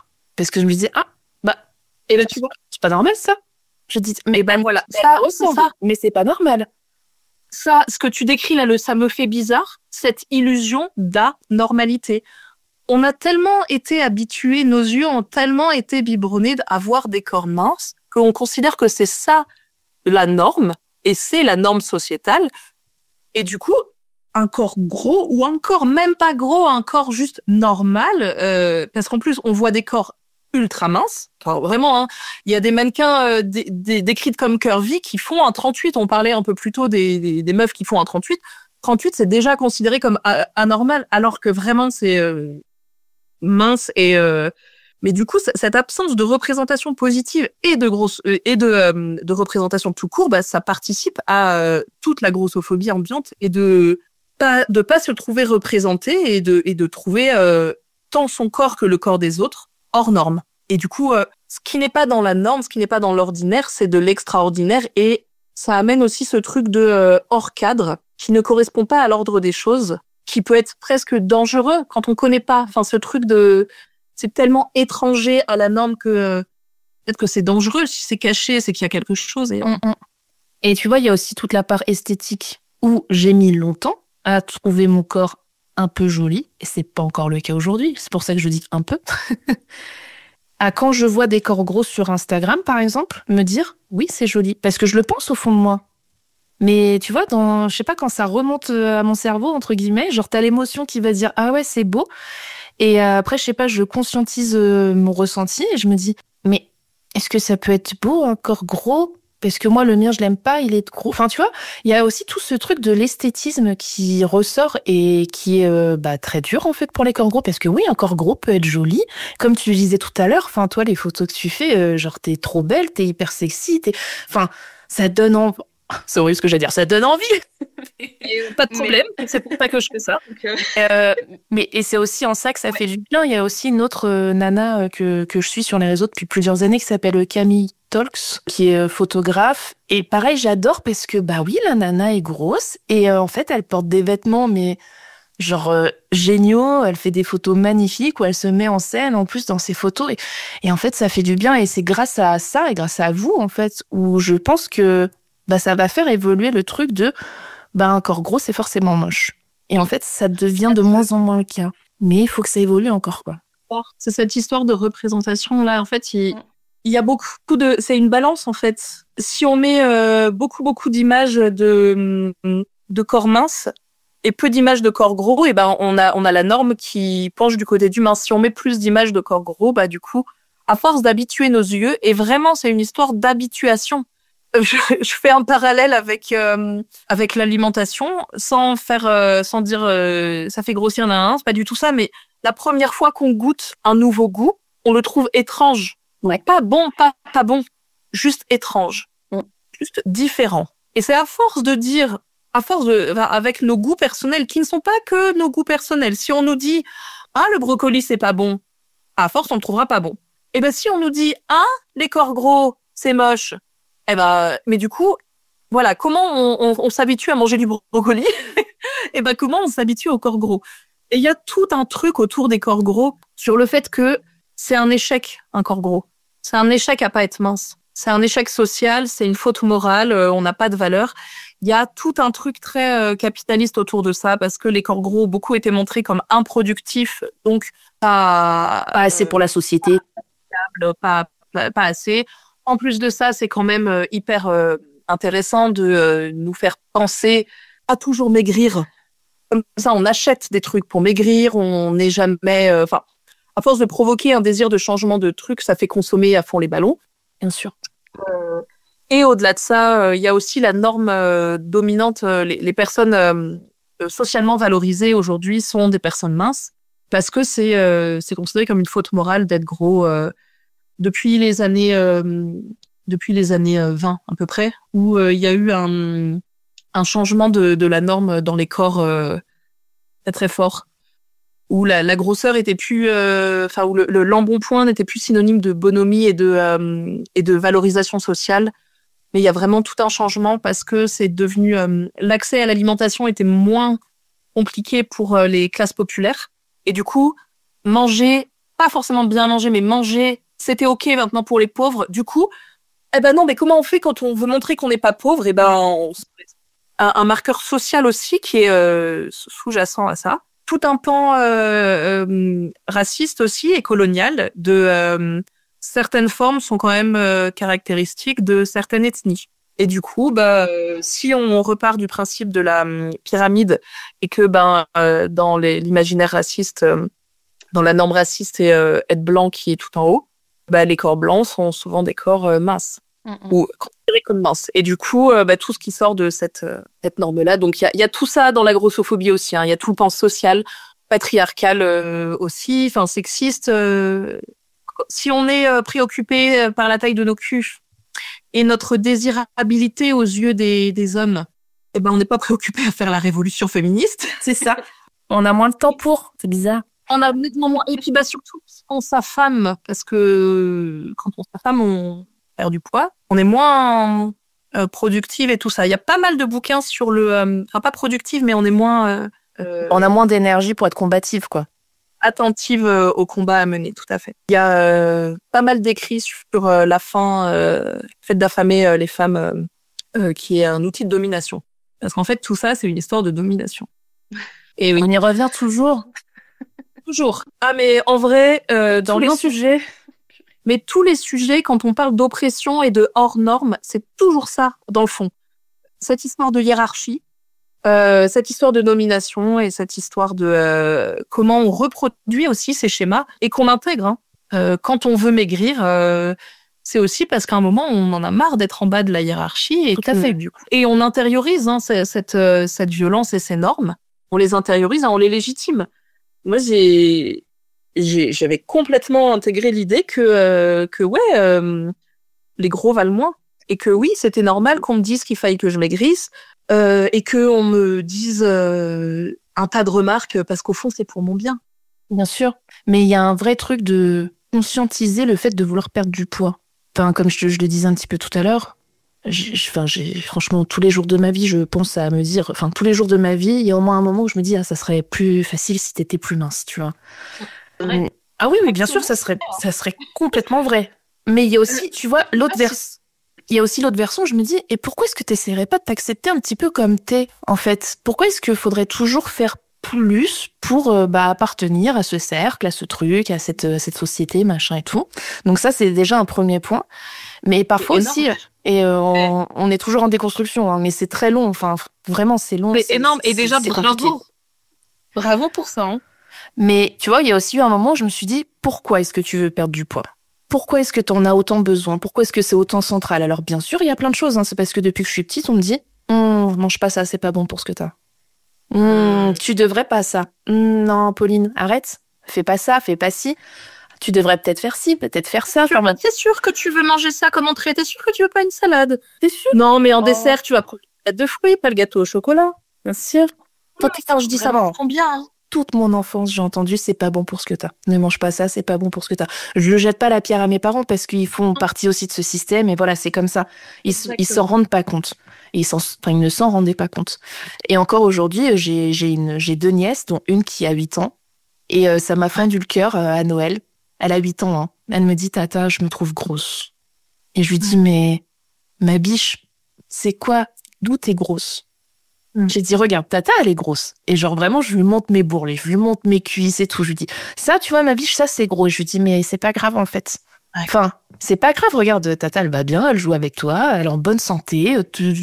Bon, je vais pas tout faire mon bilan sanguin, mais voilà, je lui ai dit, Tata, elle est en bonne santé, enfin, je cours, tu vois, on fait plein d'activités ensemble, ça n'empêche en rien. J'ai dit, et vraiment, toi, tu n'es pas grosse. Et je lui ai dit, enfin, je veux pas dire son prénom, mais t'as 8 ans. Ouais. J'ai dit, à 8 ans, il n'y a pas encore d'histoire de t'es gros, t'es pas gros, t'es machin. Et là, je me suis dit, mais... À quel point ça infiltre ces croyances-là jusqu'à des louloutes de fucking 8 ans. C'était bébé. On est sorti de cette discussion, j'étais... Oh là là. Ça a dû être bouleversant. C'est dur. Ouais, franchement, c'est dur. Et c'est pas juste. Et c'est pas juste pour les enfants, mais en même temps, c'est tellement compliqué de vivre quand on est gros. Et vraiment, hein, c'est Daria Marx, une militante, qui disait « Ah non, mais moi, je le recommande pas. Hein. Être gros, c'est difficile. Et puis, les minces le supporteraient pas. » C'est pas mal. En vrai, la violence, là, c'est trop cool. Et moi, je suis trop contente que cette petite fille dont tu parles, elle ait une tata qui ait pu lui dire ça un jour. Moi, j'aurais tellement aimé, à mes 8 ans, qu'on me dise « c'est ok, Daphné. » Parce que, en même temps, on a grandi, toi et moi, dans cette situation où nos parents, nos proches ont reproduit ces oppressions, aussi parce qu'ils avaient bien conscience de cette pyramide et parce qu'ils voulaient nous en protéger. Et qu'il y a cette croyance de être gros, c'est pas être en bonne santé.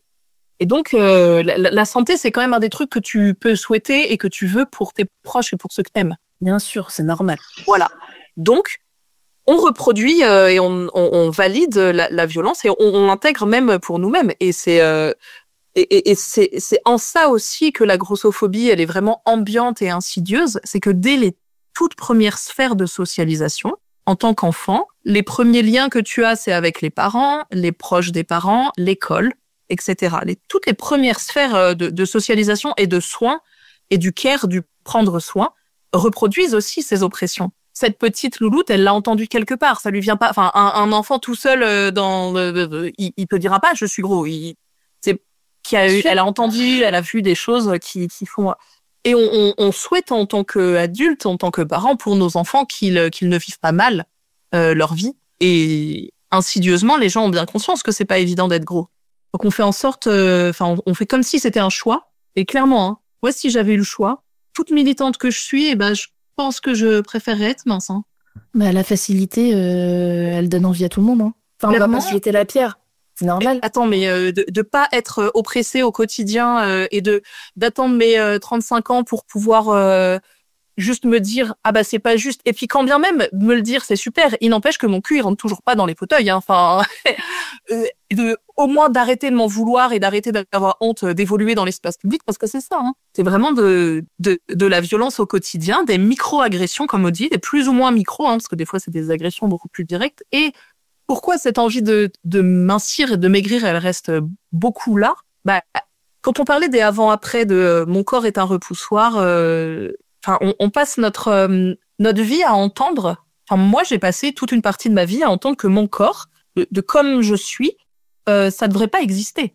Enfin, tu dois, à l'intérieur de chaque grosse, il y a une mince qui attend d'être révélée. Pour enlever la cape comme ça, tu sais, genre, allez, c'est bien. Voilà, mais oui, c'était ça. C'est parce qu'en fait, je mange mes émotions, blablabla, mon cul sur la commode. Pardon. Mais non, mais ça va bien, la psychologisation à 2 francs. Est-ce que c'est parce que tu manges tes émotions que t'as les cheveux bruns? Non. Bon, alors. C'est pas, hein, j'ai mangé beaucoup de Nutella, tu sais, alors peut-être c'est ça. Elle ressort sur les cheveux. Mais oui, c'est ça. Mais au bout d'un moment, la psychologie a 2 balles sur des trucs, c'est un petit peu plus complexe que ça, et de surpoids, etc. Mais quand on entend sans cesse que ce qu'on est ne doit pas exister, à un moment, on finit par le penser. Carrément. Et du coup, cette violence-là à vivre, et du coup, ça nous permet de légitimer tout ce qu'on entend aussi. Et du coup, ouais, tu peux me parler mal, tu peux me dire qu'il faut que je maigrisse, tu peux me dire qu'il faut pas que je sorte, que je marche dans l'espace public avec mes bras qui sont trop gros et qu'il faut que je couvre mes bras parce que, oh mon Dieu, cacher ce gras que je ne saurais voir. Et en vrai, à force de pas montrer des corps gros, à force de se cacher soi-même, même sans le vouloir, on donne aussi à voir à nos enfants cette honte-là d'être gros. C'est exactement ça, on donne du cachet en fait à tout ce qu'on nous dit, à tout ce qu'on nous met dans la tête, mais encore Encore la semaine dernière, tu vois, je suis allée sur Vinted pour faire un petit peu de shopping, parce que c'est l'été et que j'ai envie de robes. Bah, j'ai cherché des robes où il y a des manches. Parce que mettre en mode débardeur, et bah, je suis pas à l'aise et je me dis, bah oui, mais le gras de mes bras et machin. Et j'ai vu des super belles robes avec des dos nus, des machins. Et je me suis dit, bah non, parce que sur mon dos, il y a plein de bourrelets et c'est moche. Et je les ai pas achetés. Et après, je me dis, mais, et vraiment, genre, je ne le fais pas parce que je n'y arrive pas à passer le cap. Et en même temps, je suis hyper énervée contre moi de me dire, mais putain, mais Pauline, qu'est-ce que t'en as à foutre? Mais j'arrive pas encore à passer le cap, tu vois. C'est dur, hein. En fait, t'as un petit tas d'émotions de merde. Et c'est hyper contradictoire à vivre et c'est hyper dur. Exactement. Et c'est hyper dur. Et vraiment, tu vois, moi, je pose à poil sur les réseaux sociaux quand même. Littéralement, mon compte Instagram, c'est très peu d'habits parce que c'est dur de trouver des habits beaux quand on est gros, donc c'est beaucoup plus facile de poser à poil. Il y a des astuces qui existent, hein. C'est ça, la nudité. Non, mais au-delà de ça, et toute militante que je suis, et vraiment, je suis assez radicale sur certains points.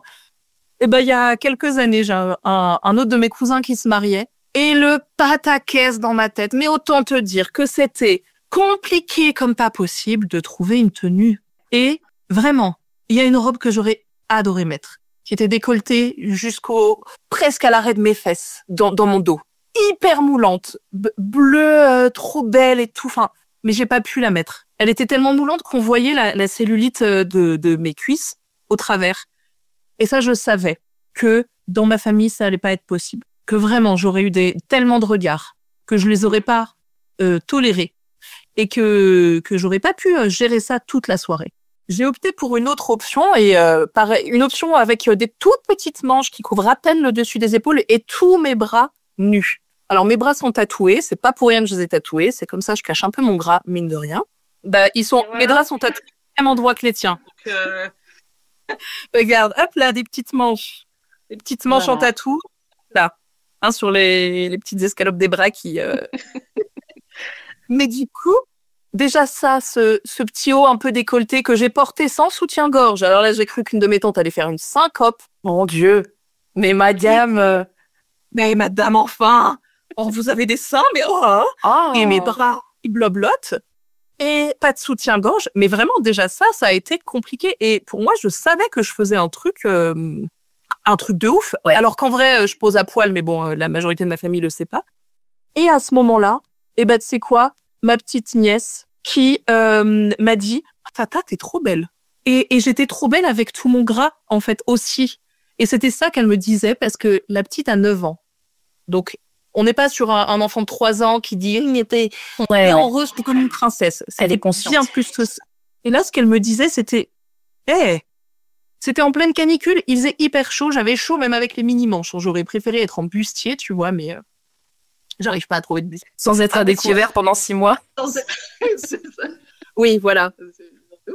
Et en fait, mais là, cette petite qui... et je me dis, au moins, cette petite nièce, à un moment, aura vu le gras de mes bras. Ouais. Et elle voit pas ça dans le reste de ma famille. Et du coup, à ce moment-là, elle l'aura retenu. Et je pense que ça...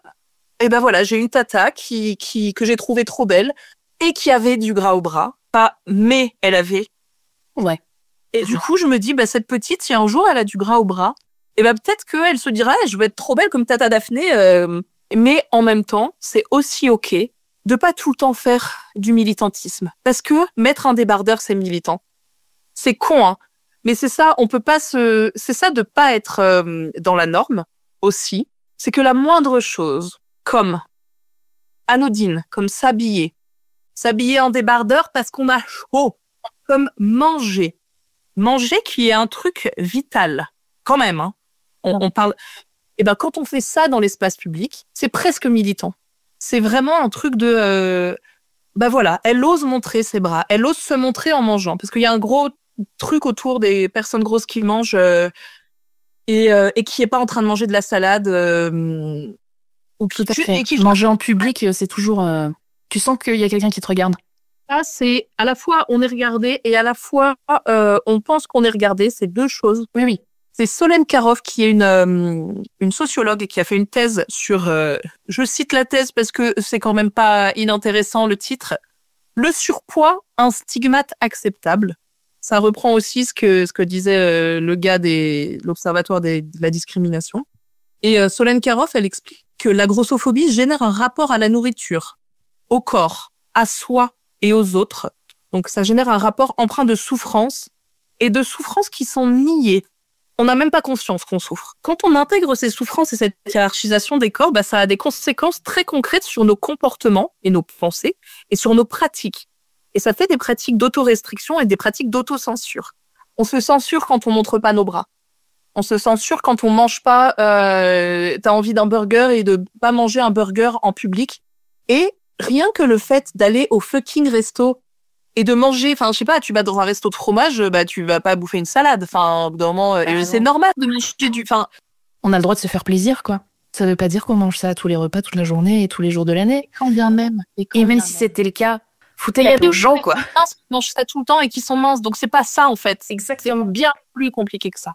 Et du coup, le fait que nos corps, quand on disait au tout début, c'est politique, nos corps sont politiques dans l'espace public. Rien que de marcher et de pas marcher la tête basse, de juste marcher dans l'espace public, de laisser nos bras, nos jambes, nos corps juste exister dans l'espace public. Rien que ça, c'est tellement compliqué à cause de cette hiérarchisation des corps que c'est politique, en fait.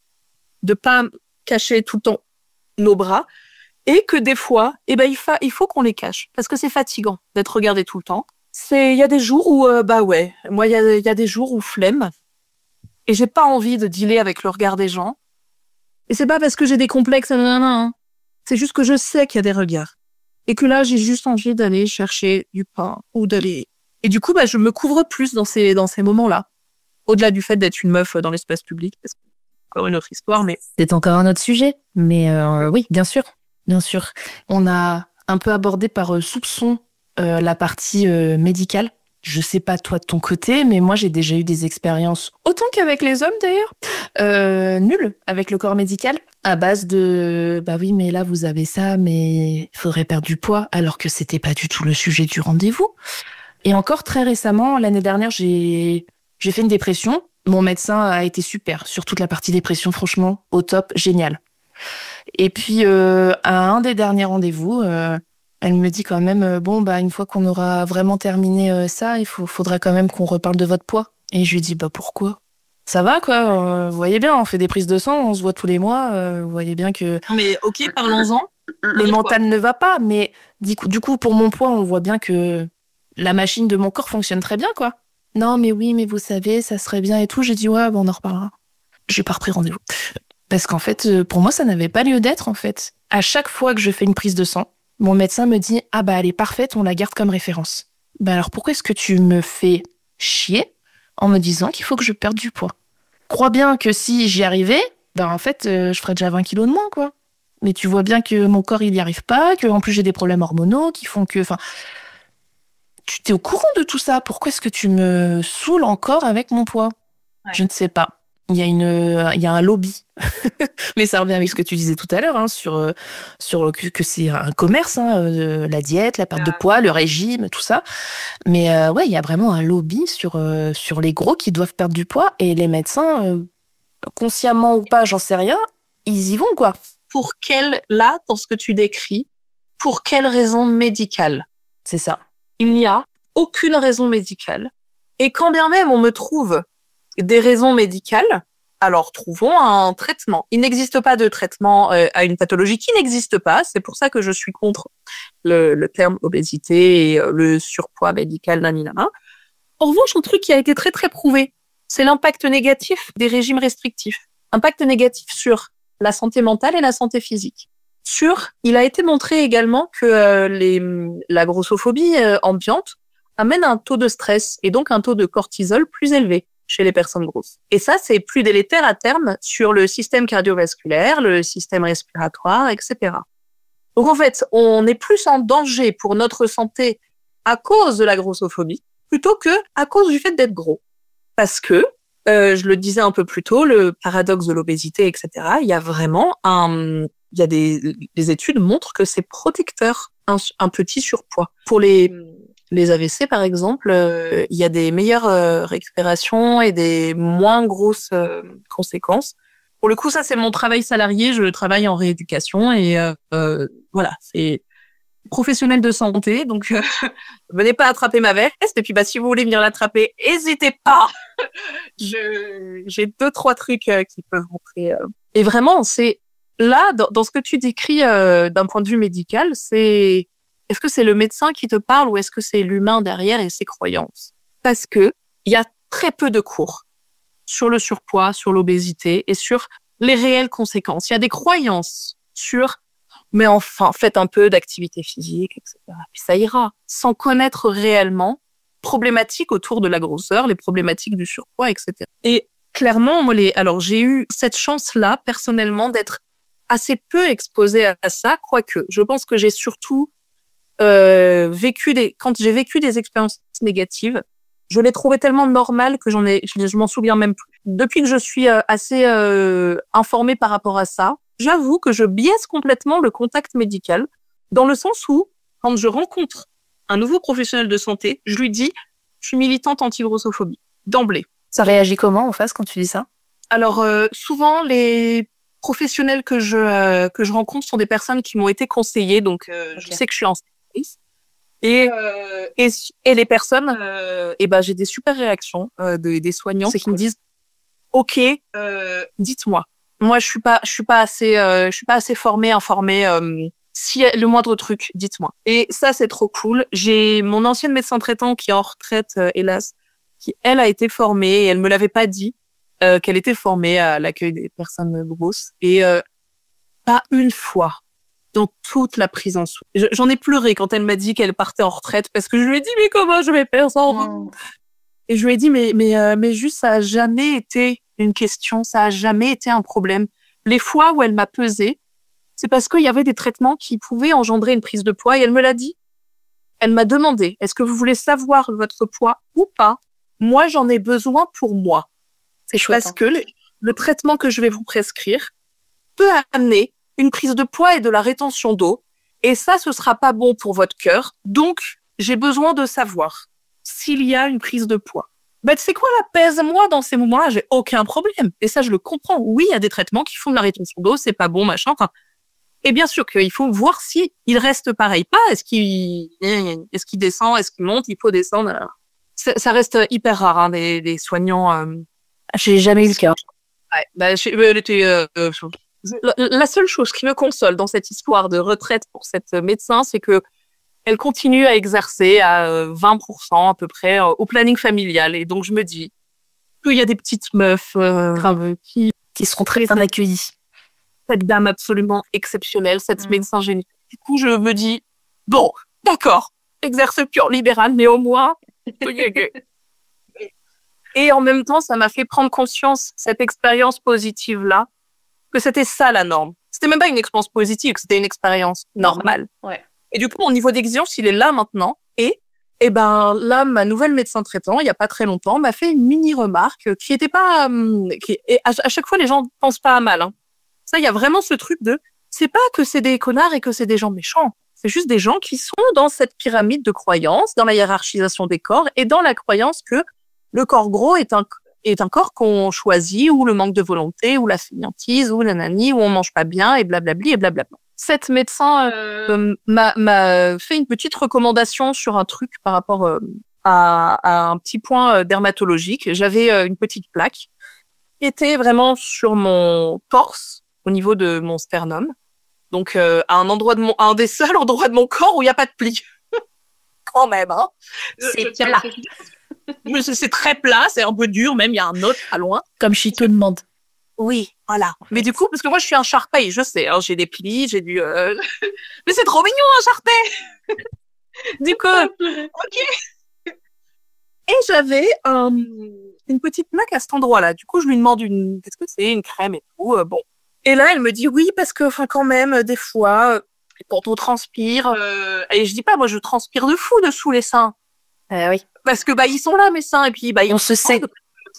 Eh oui, mais parce que et puis ils pendent parce que il y a un truc quand même phénoménal qui s'appelle la gravité, qui fait que oui, hein, ils ne sont pas perpendiculaires au sol. Enfin bref, du coup, oui, je transpire dessous les seins Et là, elle me fait un petit topo sur oui, les plis, machin, bien se sécher entre les plis, machin. J'ai rien dit sur le coup parce que ça va moucher. Et elle était accompagnée d'une interne. Et du coup, une personne extrêmement mince aussi. Et du coup, ça m'a un peu trigger.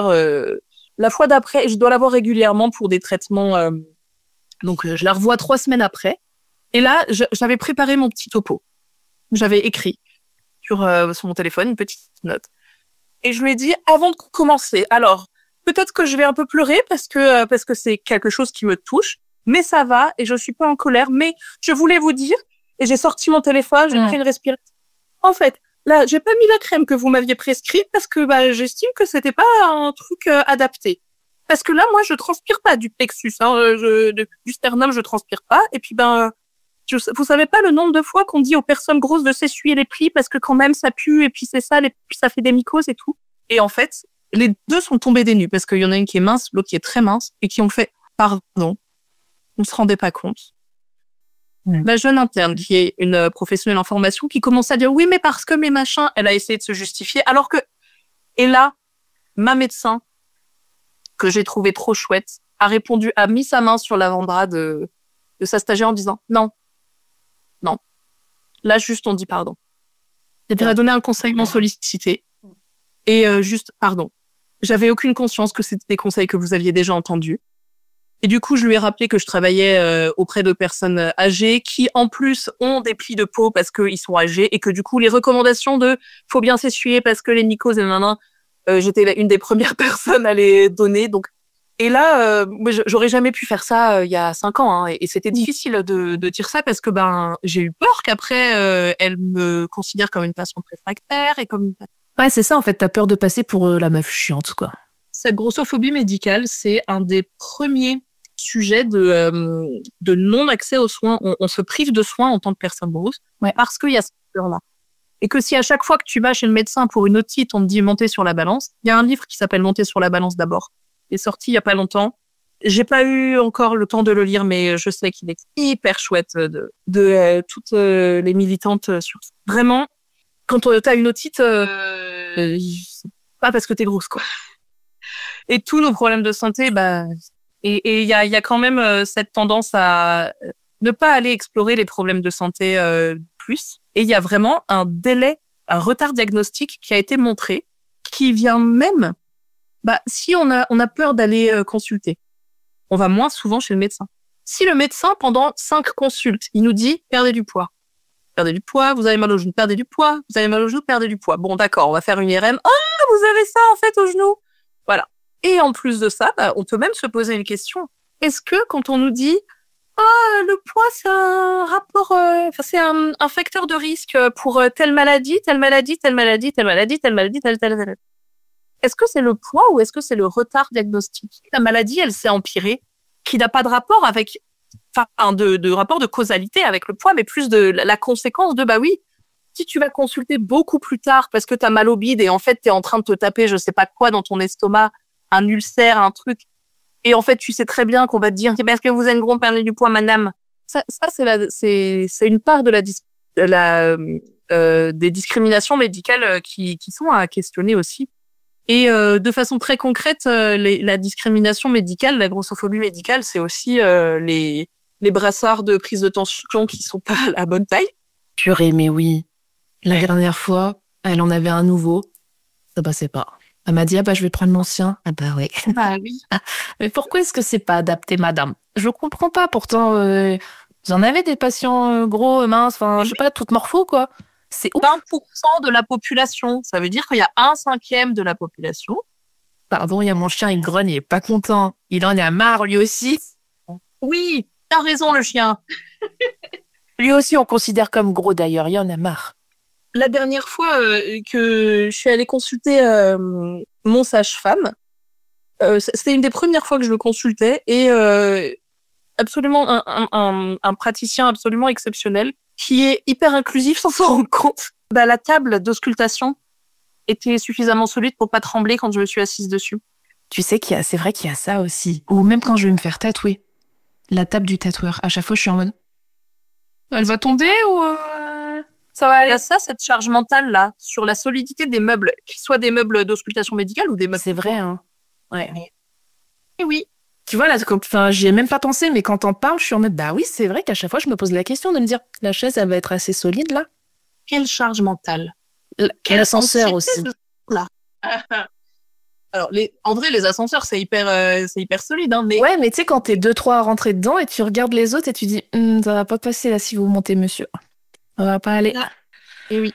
On évolue dans un monde qui est fait par et pour les minces. Et pour les hommes aussi.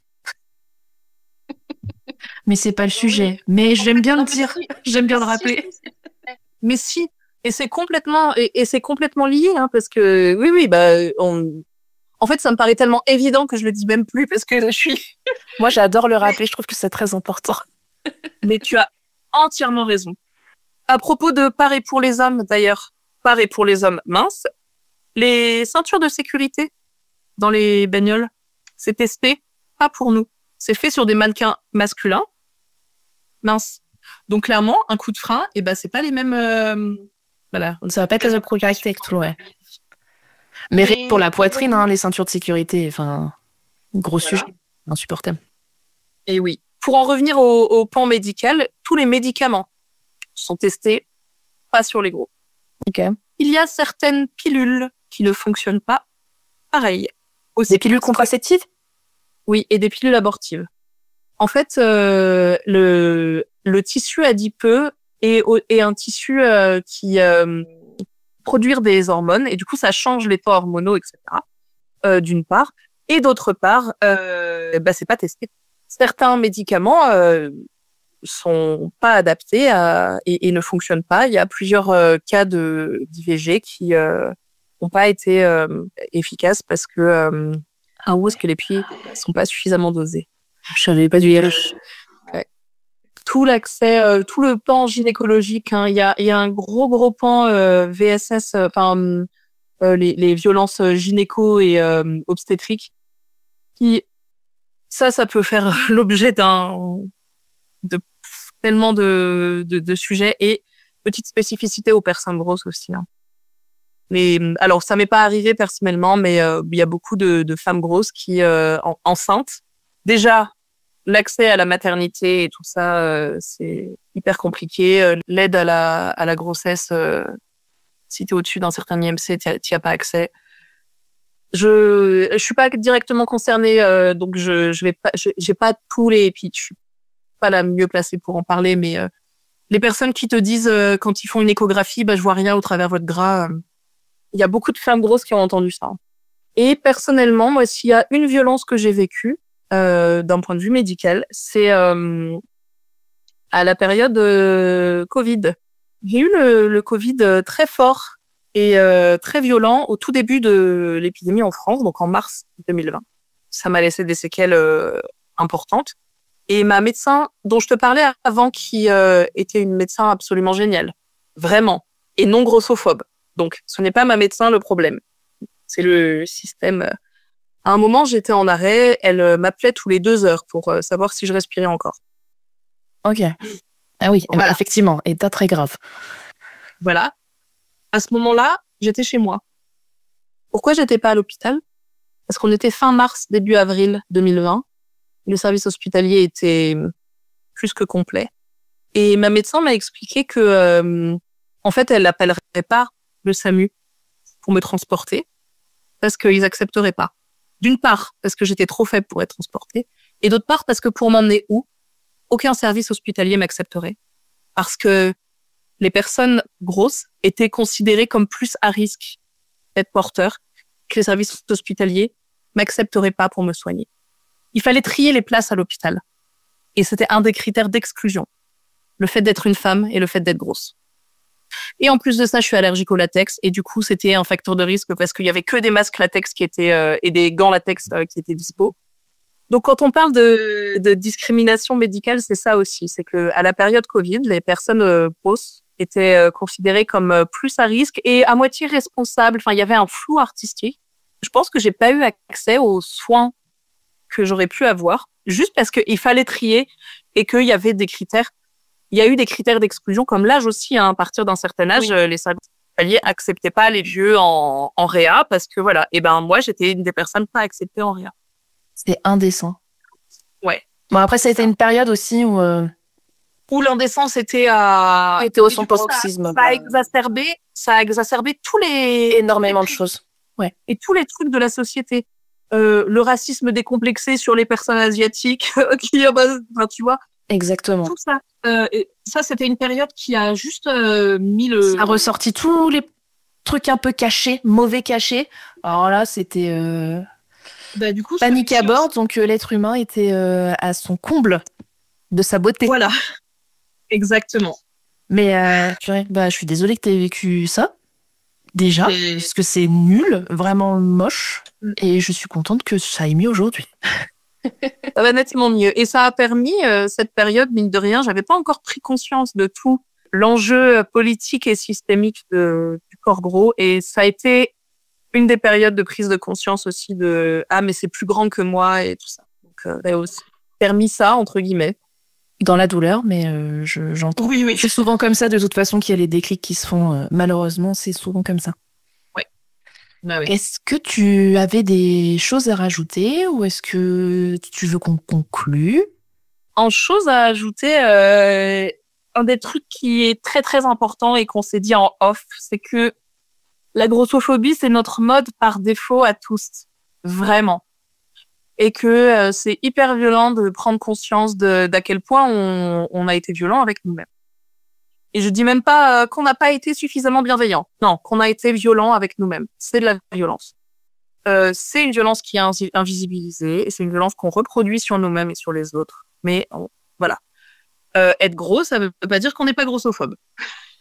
Vraiment. C'est vrai. T'as raison de le dire. Et ça, c'est notre mode par défaut à tous. On grandit dans un monde qui est tellement grossophobe que c'est intériorisé et que ça demande du temps, beaucoup de travail et des confrontations avec soi-même, avec nos idées, nos croyances sur nous-mêmes qui piquent. Hein. Clairement, ça pique. C'est pas agréable et des fois, on peut pas le faire parce que on a d'autres choses à foutre dans la vie que de s'éprouver et d'aller trifouiller dans nos croyances et tout ça. Donc, voilà, je pose ça là et vraiment, aimons-nous déjà avec rien que le fait d'en entendre parler, d'accepter, d'écouter. Je vais dire un petit truc sur les mots qu'on utilise. Parler de nous. Moi, il y a un mot que j'aimerais bien qu'on interdise pour parler de nous-mêmes. C'est le mot « assumer ». Oui, c'est un truc que j'ai utilisé en off, et même peut-être dans cet épisode. Oui, peut-être. Mais en vrai, c'est parce que c'est le mot qu'on entend tout le temps, mais en vrai, on assume un fardeau, on assume une responsabilité, on assume une erreur. Étymologiquement, ça veut dire prendre à sa charge. Nos corps sont pas des erreurs. Nos corps sont pas des erreurs à assumer. Déjà, de changer les mots pour parler de nous-mêmes, de s'autoriser à dire qu'on est grosse. Voilà, ce qu'on disait au début de l'épisode. Et non, on n'est plus en train de s'assumer. Non, on assume une erreur. C'est un comportement, c'est quelque chose qu'on choisit. Enfin, quand on assume quelque chose, c'est j'ai fait une erreur, j'ai pas fait le bon choix quelque part. Mince, je présente mes excuses et tout ça. Eh ben non, nos corps sont pas des erreurs. On n'a pas choisi le corps qu'on a quand on est gros. Vraiment, hein. Si on avait le choix, je connais très peu de grosses qui voudraient rester grosses. Si on n'était pas dans une société grossophobe, je dis pas. Mais donc, viens, on se dit que nos corps sont pas des erreurs. Et ça commence par là aussi, le choix des mots. Les choix des mots pour comment on accepte de ce qu'on entend aussi, ce qu'on dit de soi et ce qu'on entend des autres. Les petits mots sur le fat talk. Oh là, on a mangé comme des gros. Non. Ça mange comment? Moi, maintenant, je reprends mes potes et tout. Là. Ça mange comment les gros? Parce que moi, je suis grosse et du coup, je mange comment? Vas-y, dis-moi. Juste... Et ça vient de faire perdre de cette valeur négative et insulte au mot gros. De dire aussi, mais non, mais toi, t'es pas grosse, t'es belle. Ah oui? Ah non, mais je sais que je suis belle. Et ça m'empêche pas d'être grosse. Et l'un n'empêche pas l'autre. Et puis, en fait, l'inverse de beau, c'est laid. L'inverse de gros, c'est mince. De plus accepter t'as un si joli visage, c'est dommage. Je l'ai entendu 56 000 fois. Et les gens pensent qu'ils nous font des compliments en disant ça. Et ça, c'est des compliments. C'est pas des compliments. J'adore ce mot, complimerde. Complimerde. On n'accepte plus. Oh, mais toi, c'est trop bien parce que tu t'assumes pour une grosse. Non, Ça, c'est un complimerde. Qu'est-ce que les grosses, on devrait se cacher, on devrait pas exister, mais non, complimerde. Donc, c'est de le changer, de le dire, de signifier des fois quand on a l'énergie, hein, quand on peut. Pour les personnes pas concernées par la grosseur, donc pas concernées par cette réalité d'accès au monde. C'est tout ce qu'on a dit là. Juste. Et pour nous, les personnes grosses qui sommes pas concernées par d'autres oppressions aussi, enlevons nos œillères de non concernés et vraiment de tenter d'écouter sans contredire, de juste écouter. Écoutez-nous les minces quand on vous dit qu'il y a des choses qui sont compliquées et dites pas oui parce que moi aussi, quand je me plie, j'ai un bourrelet. Tais-toi, écoute. Sans interpréter les expériences, sans essayer de relate et de dire oui, moi aussi pareil. Non, toi pas pareil parce que toi t'es pas grosse. Laisse-moi de l'espace parce que je suis invisibilisée partout. S'il te plaît, quand je te parle de mon expérience, écoute. Mais comme les minces peuvent parler en disant « j'ai du mal à m'habiller parce que je fais un 32 et que c'est la galère ». Exactement. Mais tu n'es pas... Mais ça, c'est du body shaming, c'est de l'accès et c'est de la diversité des corps. C'est pas une histoire de grossophobie. Et on n'est pas discriminé pareil parce qu'on est mince. On n'est pas discriminé pareil. Enfin, voilà. Quand on parle de discrimination, et ça dépend de quoi on parle. Enfin, moi, quand je viens parler de l'accès aux vêtements, c'est pas juste pour me plaindre que j'ai envie de m'habiller, d'être une princesse et d'avoir plein de robes. C'est juste que non, ça n'existe pas. Et je ne peux pas m'habiller alors que c'est la loi de s'habiller en France. On n'a pas le droit d'évoluer tout nu. Non, mais franchement, je serais bien moins embêtée si on avait le droit de se balader tout nu tout le temps et que c'était pas un problème. Et qu'on n'était pas en danger dans l'espace public si on avait le droit à la faire. Et vraiment, gardons à l'esprit que cette oppression et ces discriminations, elles ont été très, très, très longtemps invisibilisées. La grossophobie, ça vient depuis les années 2000 seulement comme un mot. Ça n'existait pas avant. Et c'est très, très, très récent dans les études sociologiques. Ça date de 2010, les premières études. Donc, c'est encore tout frais comme discrimination. Ce n'est pas dans la loi. Il y a plein de discriminations qui sont punissables par la loi. Celle-ci, non. Peut-être pour les personnes minces aussi, de relayer le discours des personnes grosses sans le prendre pour soi, mais de juste relayer. Parce que le grand public a tendance à quand même plus écouter les personnes pas concernées par un sujet. Aussi parce que les militantes grosses sont souvent taxées de prôner l'obésité. Je fais les guillemets. Mais perso, je prône pas l'obésité. Moi, là, je reprends les mots de Daria Marx, qui est une militante de Gras Politique, un collectif très important, qui explique juste que non, mais en fait, on se bat pour que un Français sur 5 ait le droit d'exister sans être jugé ou moqué. On prône rien du tout, juste le droit d'exister. Enfin, aujourd'hui, par rapport au droit français, c'est pas illégal d'être discriminé ou insulté en raison de son poids.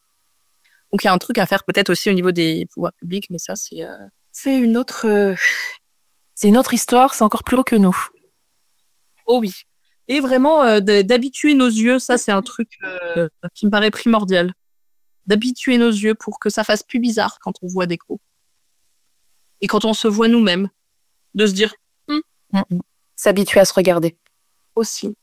Pas forcément de façon positive. Parce que on a tellement été habitué à se voir négativement. Se voir positivement, c'est l'autre côté du continuum, c'est chaud. Mais juste de se voir déjà de façon neutre. Ouais, c'est ça. Juste se dire c'est un fait. Bon, là, il y a ça, là, il y a ci. Et sans se dire c'est mal ou c'est bien, juste mon corps, il va comme ça. Et je le vois, juste pour que ça s'imprime sur nos rétines et que ça devienne moins anormal. Et pour ça, entourons-nous de personnes, de représentation de personnes grosses aussi. Dans nos feeds Insta, voilà ce que je voulais ajouter. C'est une très belle conclusion, je trouve. Et puis ensemble, si on peut, pas forcément lutter contre, mais lutter pour.